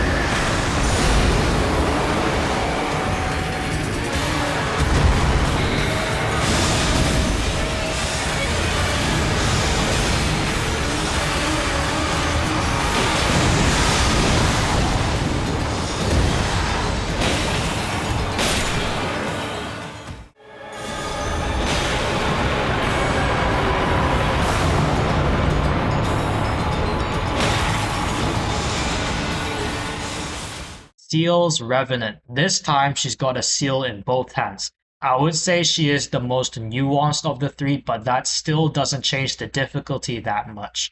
There is just a couple guidelines you need to remember to follow. So first off, poking is very safe. She's actually got no way to poise through your attacks. The only way she does get some damage in on input reads is if her bestial sling comes out faster than your attack, or that she outspaces it. Let's talk spacing. You want to stay far enough to the point where you are outside of getting hit of bestial sling, tempt her to run at you, then poke. After poking, roll away to get out of the range of bestial sling because it's the quickest and the only way she can retaliate.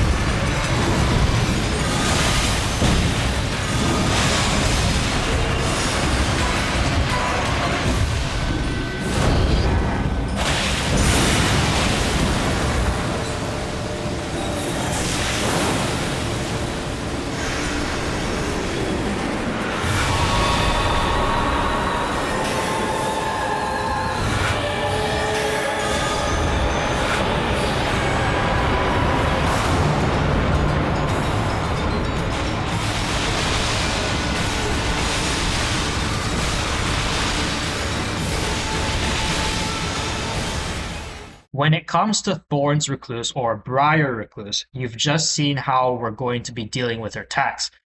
On each cast of Briars, create some distance then run forward diagonally.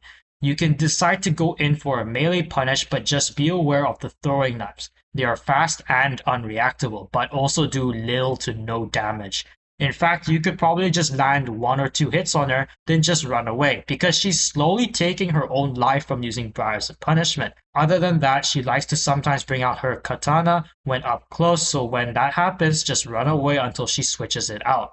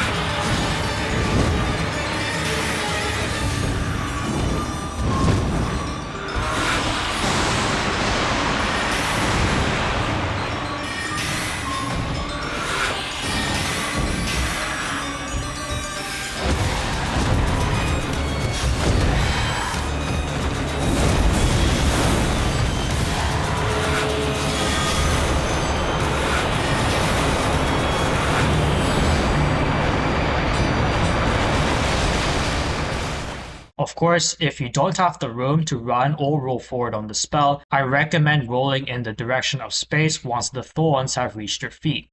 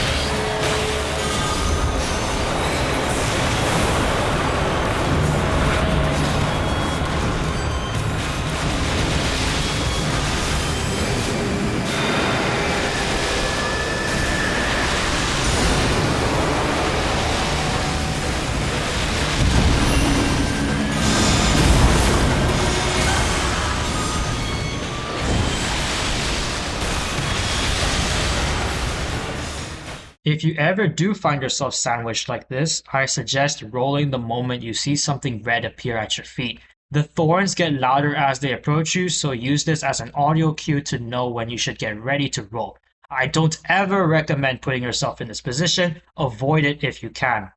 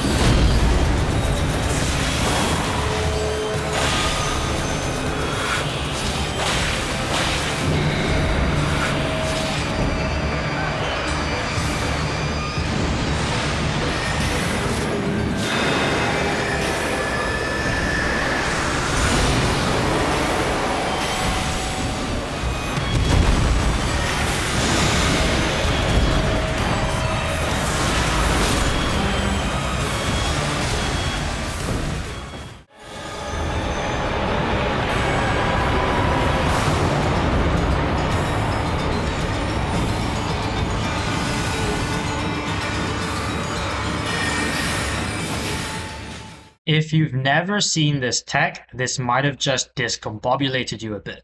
This is Night Recluse. She just uses 3 spells: Eternal Darkness, Night Comet, and Ambush Shard. Night Comet and Ambush Shard can be strafed to the side from any distance, even up close. It can't be strafed as you are casting a spell though, and even if you try casting your spells when it supposedly seems like she isn't, she's just going to input read your spell with Ambush Shard. So how do we deal with this as a mage? Well, first, all you need is a spell that you can do while walking, like Glintstone Pebble. Next, hold Surge Sprint in one direction and jump.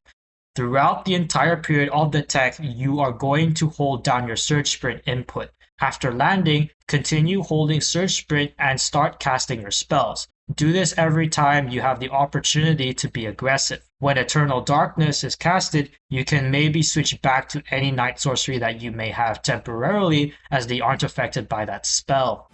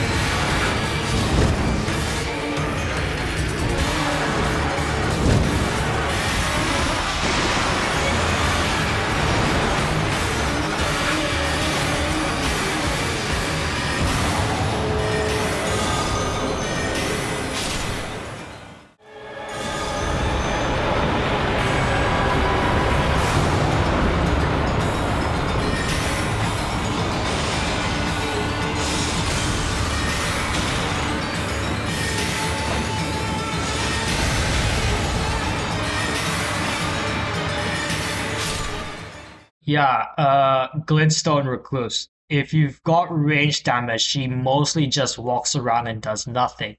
Not that this is the most useful information. Let's try to get an attack out of her.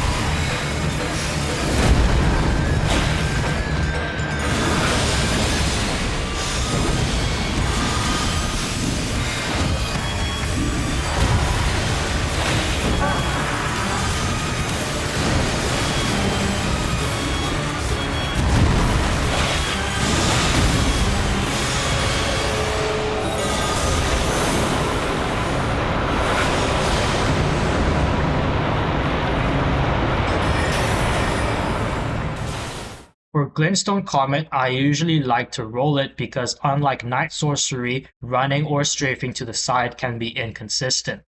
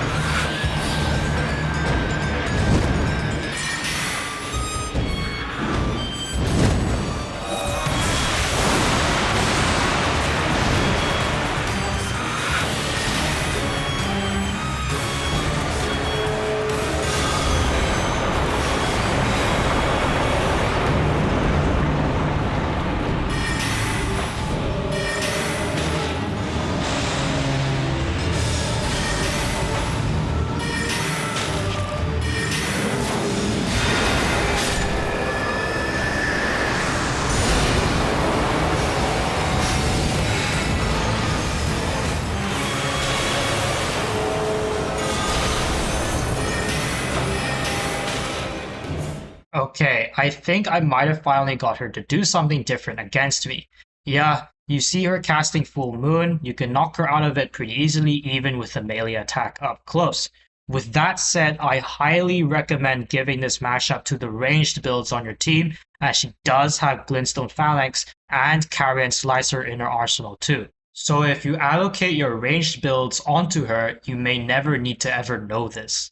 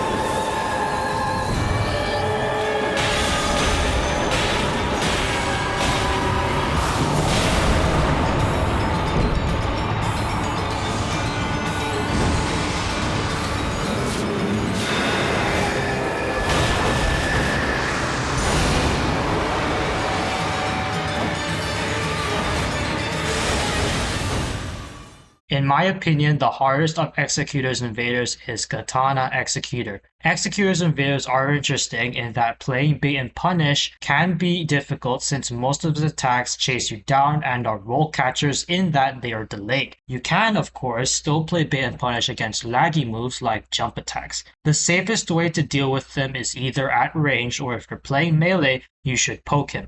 You might initially think that it isn't as safe because he can jump your attacks. Although this is true, there is a secret to it. We're going to take advantage of the fact that you can't change your direction as much in the air, as well as the fact that your velocity in one direction on the ground is preserved when jumping. The way we're going to apply this is when Executor is walking, we want to poke him in such a way that we are as far from him as we can be. And when he is running, we want to poke where the attack lands closer to us. This technique will naturally be more difficult to apply on weapons with a shorter range. In the former scenario, he won't jump because he's too far and too slow. If he does jump in the latter or when too close to you, he'll end up going straight over you. What's special about Katana Executor is that his retaliations are also roll catchers, so the moment you land a hit, be ready to roll the retaliation when you see it.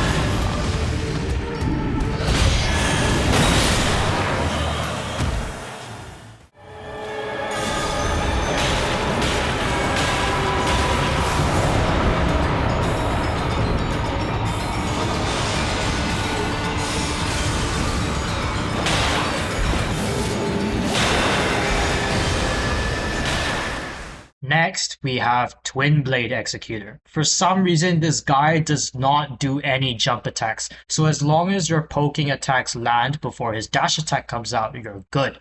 Other than that, just run away from Bloodblade Dance if he ever does it, and then continue with the poking. You don't have to worry this time about rolling in time with the retaliations because attacks on the pole blade don't have much reach.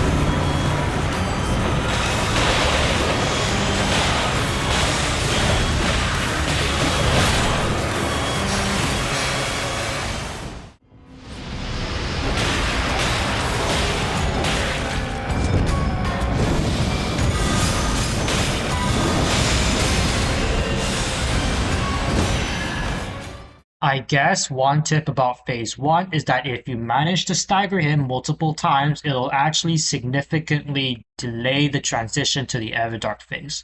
It's pretty weird, but we can use it as an opportunity to get a lot of damage in.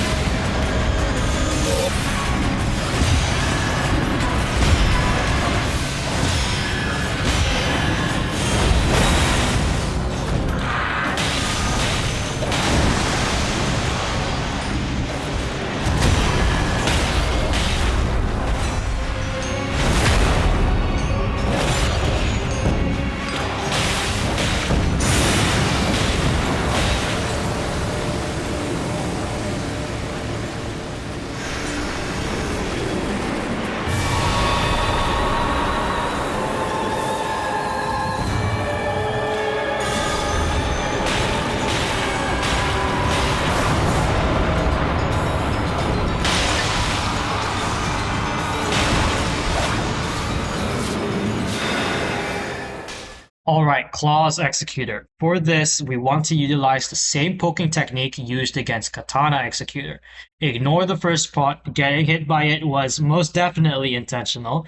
If it does hit you though, the impact itself of the pot does very little damage, and it's the poison that comes out of it that builds up really fast. If you've got Knight of Dregs or Tenacity as on Executor, you can potentially see getting yourself poisoned as an option for a sweet attack boost. If you intend on dodging it, just run to the side, and if you are close enough, you can get in a good punish as well.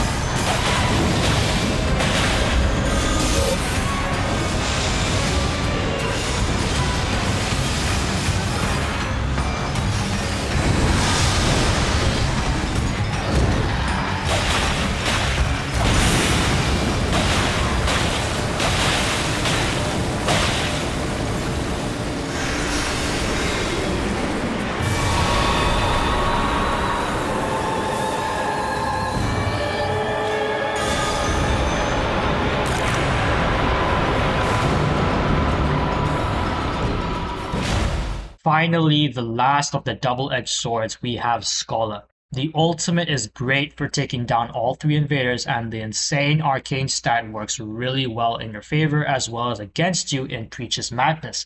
However, we've also got another Ironeye situation where it's just one of the invaders that's a total menace and the other two aren't nearly as bad. Frost Scholar is one of those two. He likes to swing his Ripple Blade around while casting whole frost stomps in between. You can play bait and punish, but a lot of his one-handed attacks do have smaller punish windows. So I recommend mostly punishing the heavy, jump, and two-handed attacks. When it comes to poking, remember to use the technique I covered when I was fighting with Executor.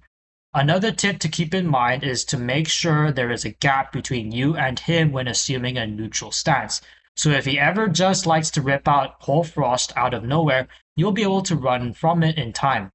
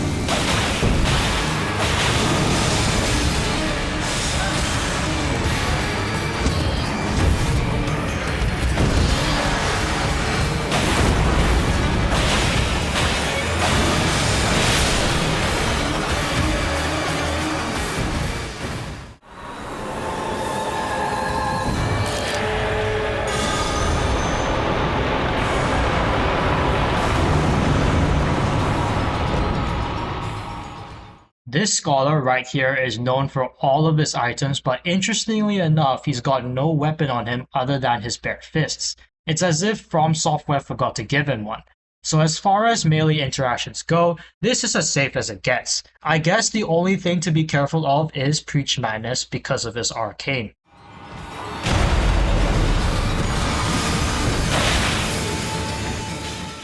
For the glintstones, I find it easiest to first create some distance, like so, and then run to the sides.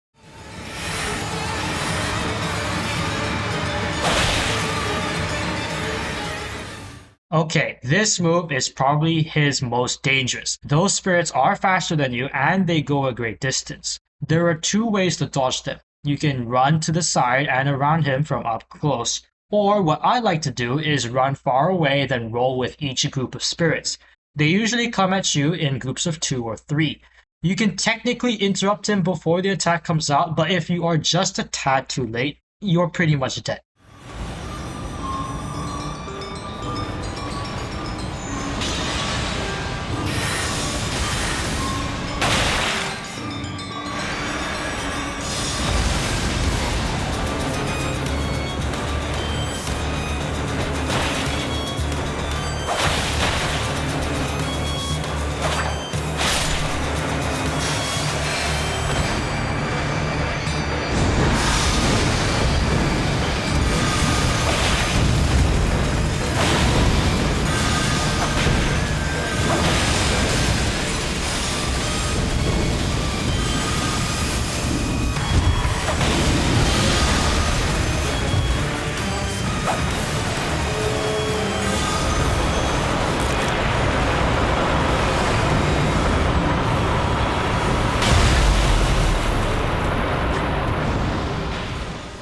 Lastly, we got the swarm of flies from a throwing pot. The damage of the flies do linger. Just like with Claw's Executor, I like to just run to the side on the pots.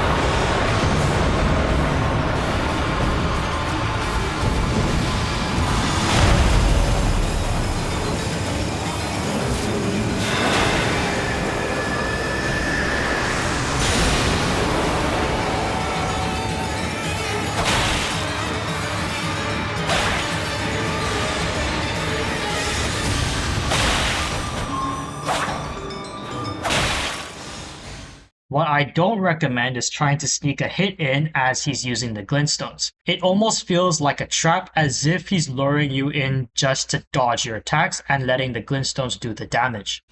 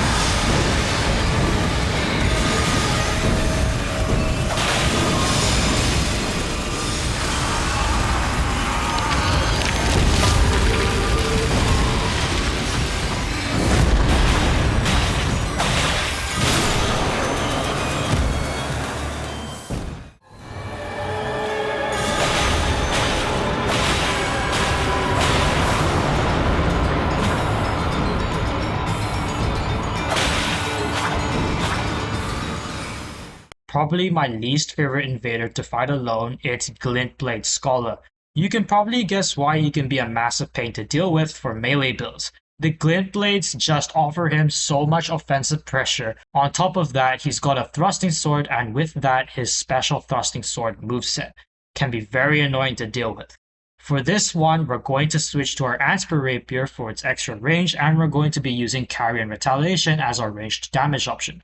Any other quick spell works, but I just want to give him a taste of his own medicine. When he has multiple Glintblades out like this, I recommend just running. Carrion Retaliation only works for one Glintblade at a time.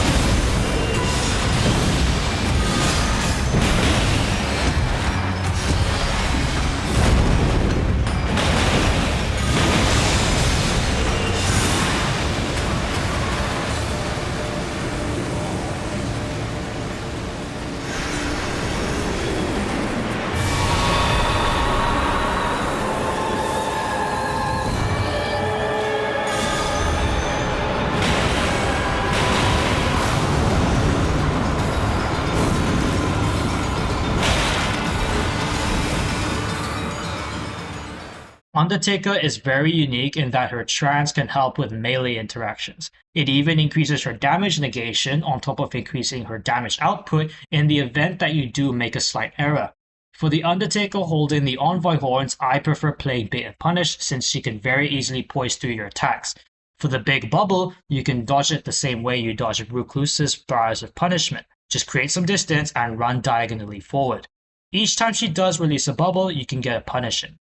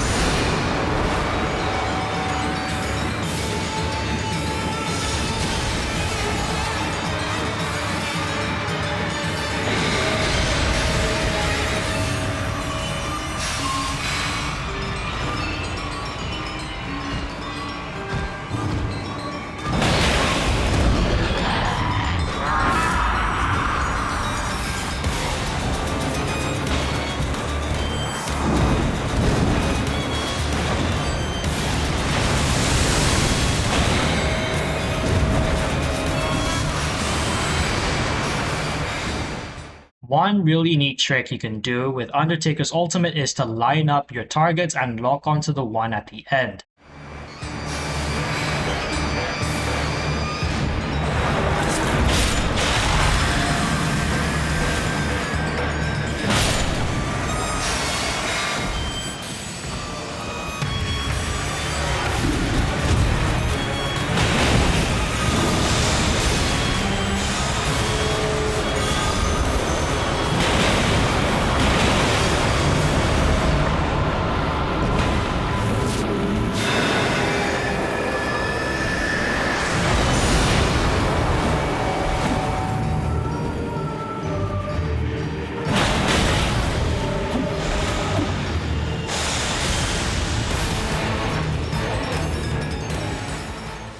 Just now you saw, yep, don't try to poke her unless it's the last bit of her health. She's only going to input read you. For the bubbles coming out of the Longhorn, just back up. We don't want any of that. This is instead an opportunity to use your ranged options if you have any.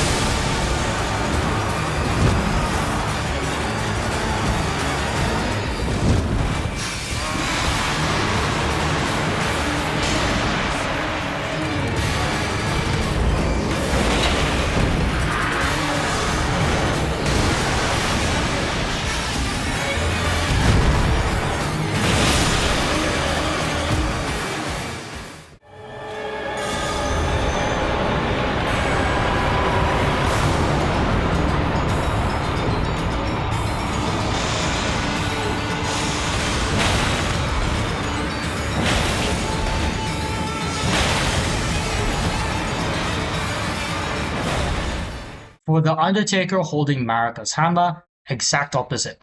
Utilize the poking technique. For the skill that she just did or the charge attack, you can roll it, but I like to run away because if you do end up missing the dodge, you will be taking a lot of damage from it.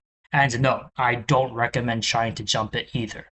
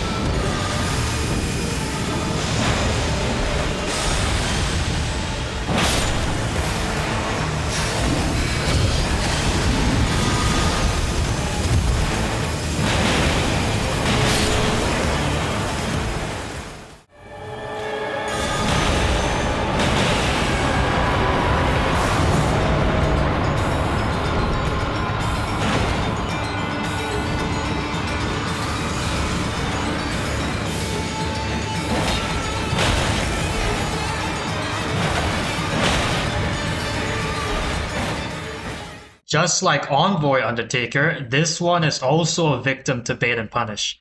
The only attack I don't recommend punishing is the Black Flame Sling, unless you have a ranged option. It looks like you can punish it with your melee option, but it's just there to lure you in. After the sling, she'll end up input reading what was supposed to be your punish.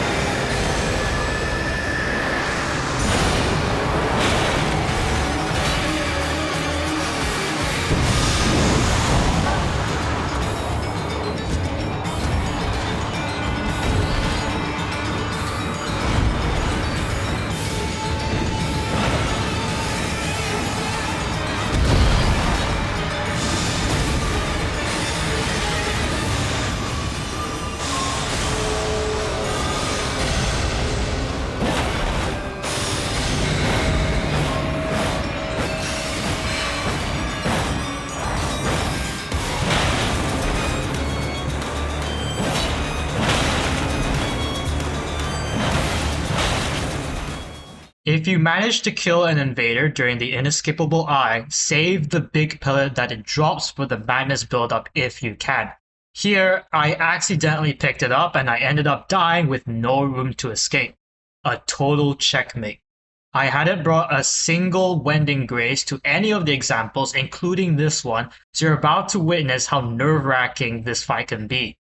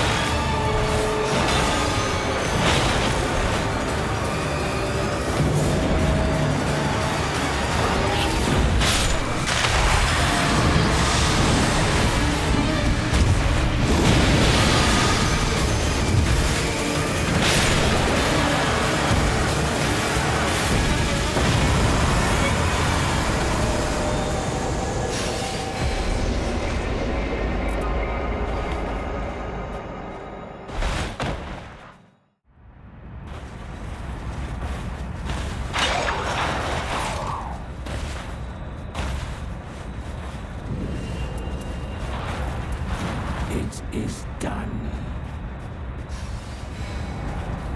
The die. The time is right.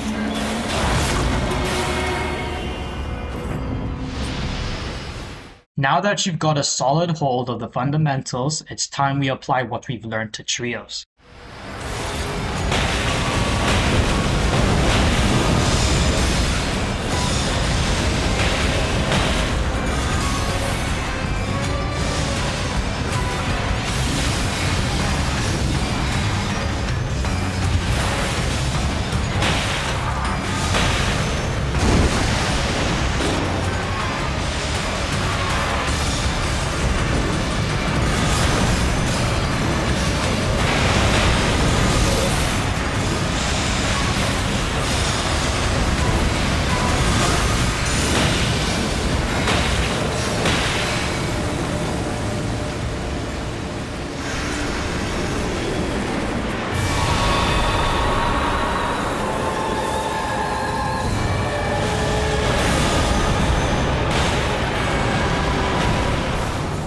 Okay, before we talk about the invaders, I just want to make one thing clear. Everything that I've talked about up until this point is all bare bones. What I mean by this is that I didn't use any overpowered skills or spells. I'm going to be honest, I might have overcomplicated or overdone it when covering each of the invaders, but all I want to say is if you can deal with the invaders from a very basic state, beating them with the skills and spells you encounter throughout your expedition is going to feel like a walk in the park. Our Duchess did find Giant's Flame Take Thee and was running a Giant Seal build, so for the sake of this video, I told him to put it away right after what I just witnessed.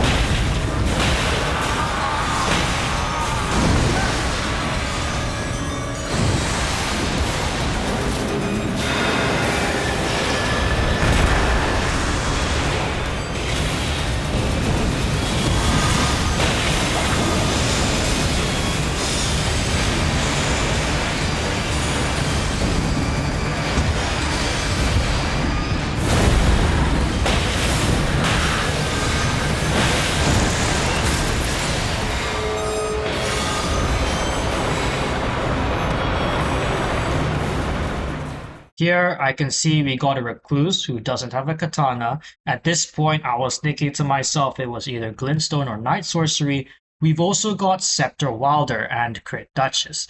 Coming right out of the gate, my Recluse and Duchess have great matchups against all of these invaders, almost as if I'm not needed for them. It's great to allocate matchups among our team, but it's also just as important to be ready to switch those matchups if needed.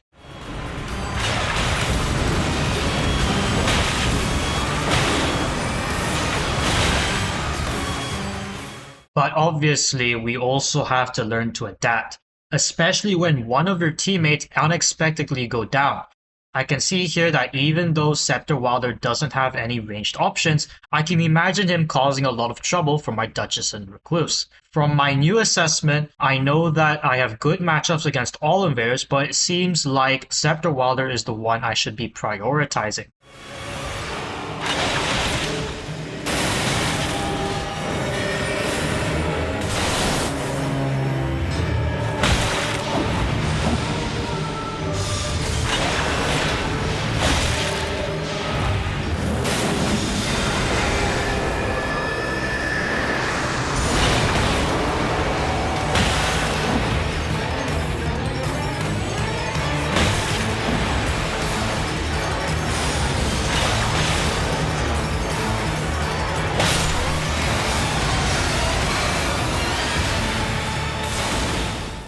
Something I should quickly mention is that I didn't revise my matchups before going into this fight.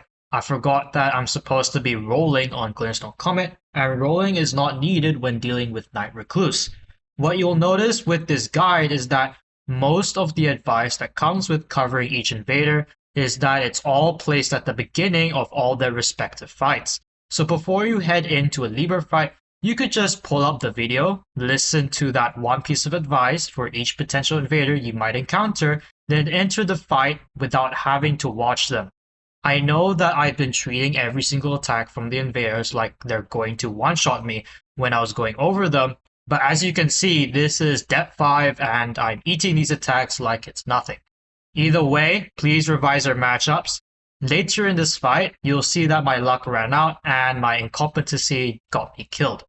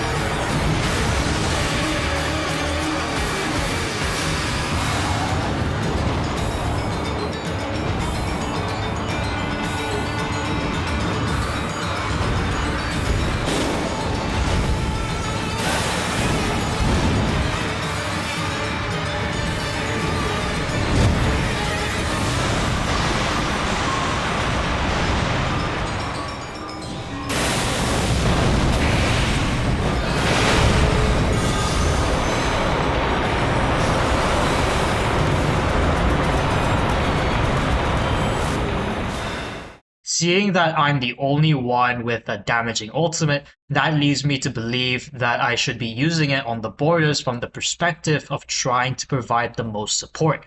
I specifically saved it for the Riot. I did end up taking some damage, but I felt that it was worth doing anyway. This brings me to the right application of Vike's Wall Spear. Every time you proc Madness on Libra, his resistance to madness increases in exchange for potentially shifting the tides in this fight. This is why you should be using it sparingly. Only use it if you need to. If you can, try bringing defeating enemies fill the art gauge +1. If you can kill all 6 invaders and keep aggression on Libra after killing them, you could charge your ultimate all the way back up before the next set of borders. It's insane to think about.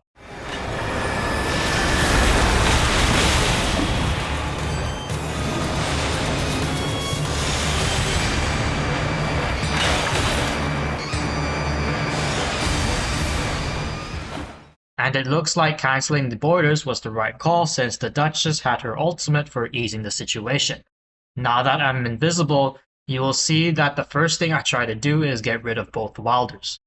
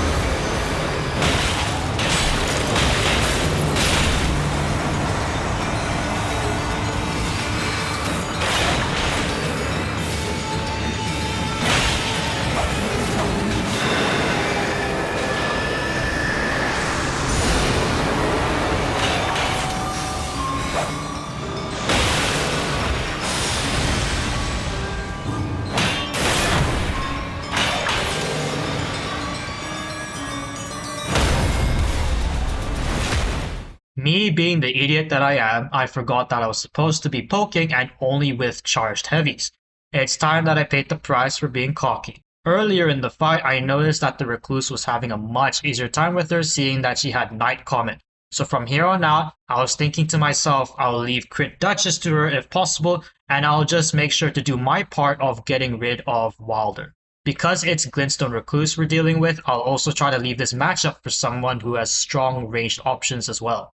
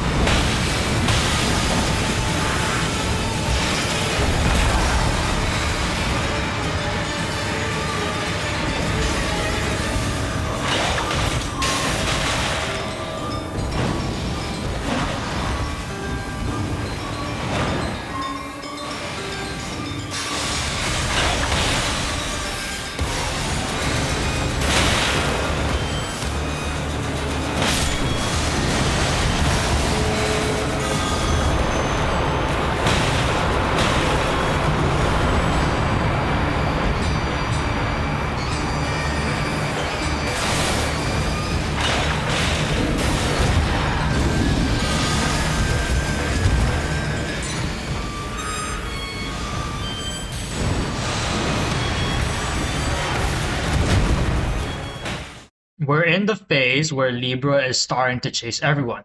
Seeing that he was onto me, my first instinct was to bring him away from the evaders so my teammates can deal with them. If you've mastered Libra's moveset, you can reliably be the conduit that your teammates need. Imagine if I died in this 1v1 against Libra. I could be risking the entire game on the spot.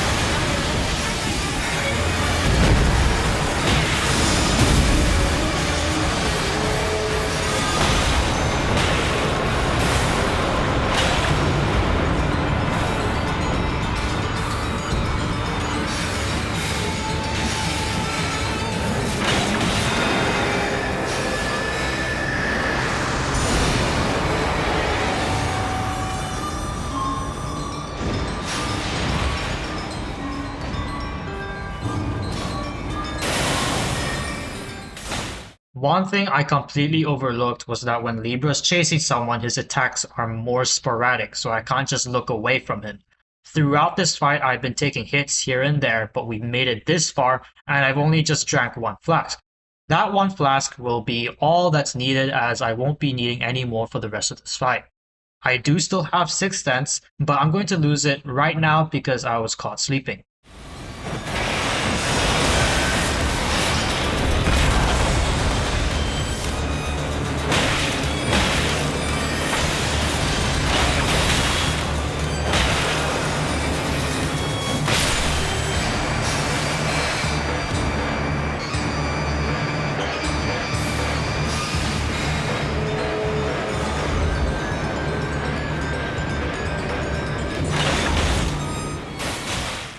As you can see, the Recluse has done a great job at running away. I'll be taking the Wylder off of her now.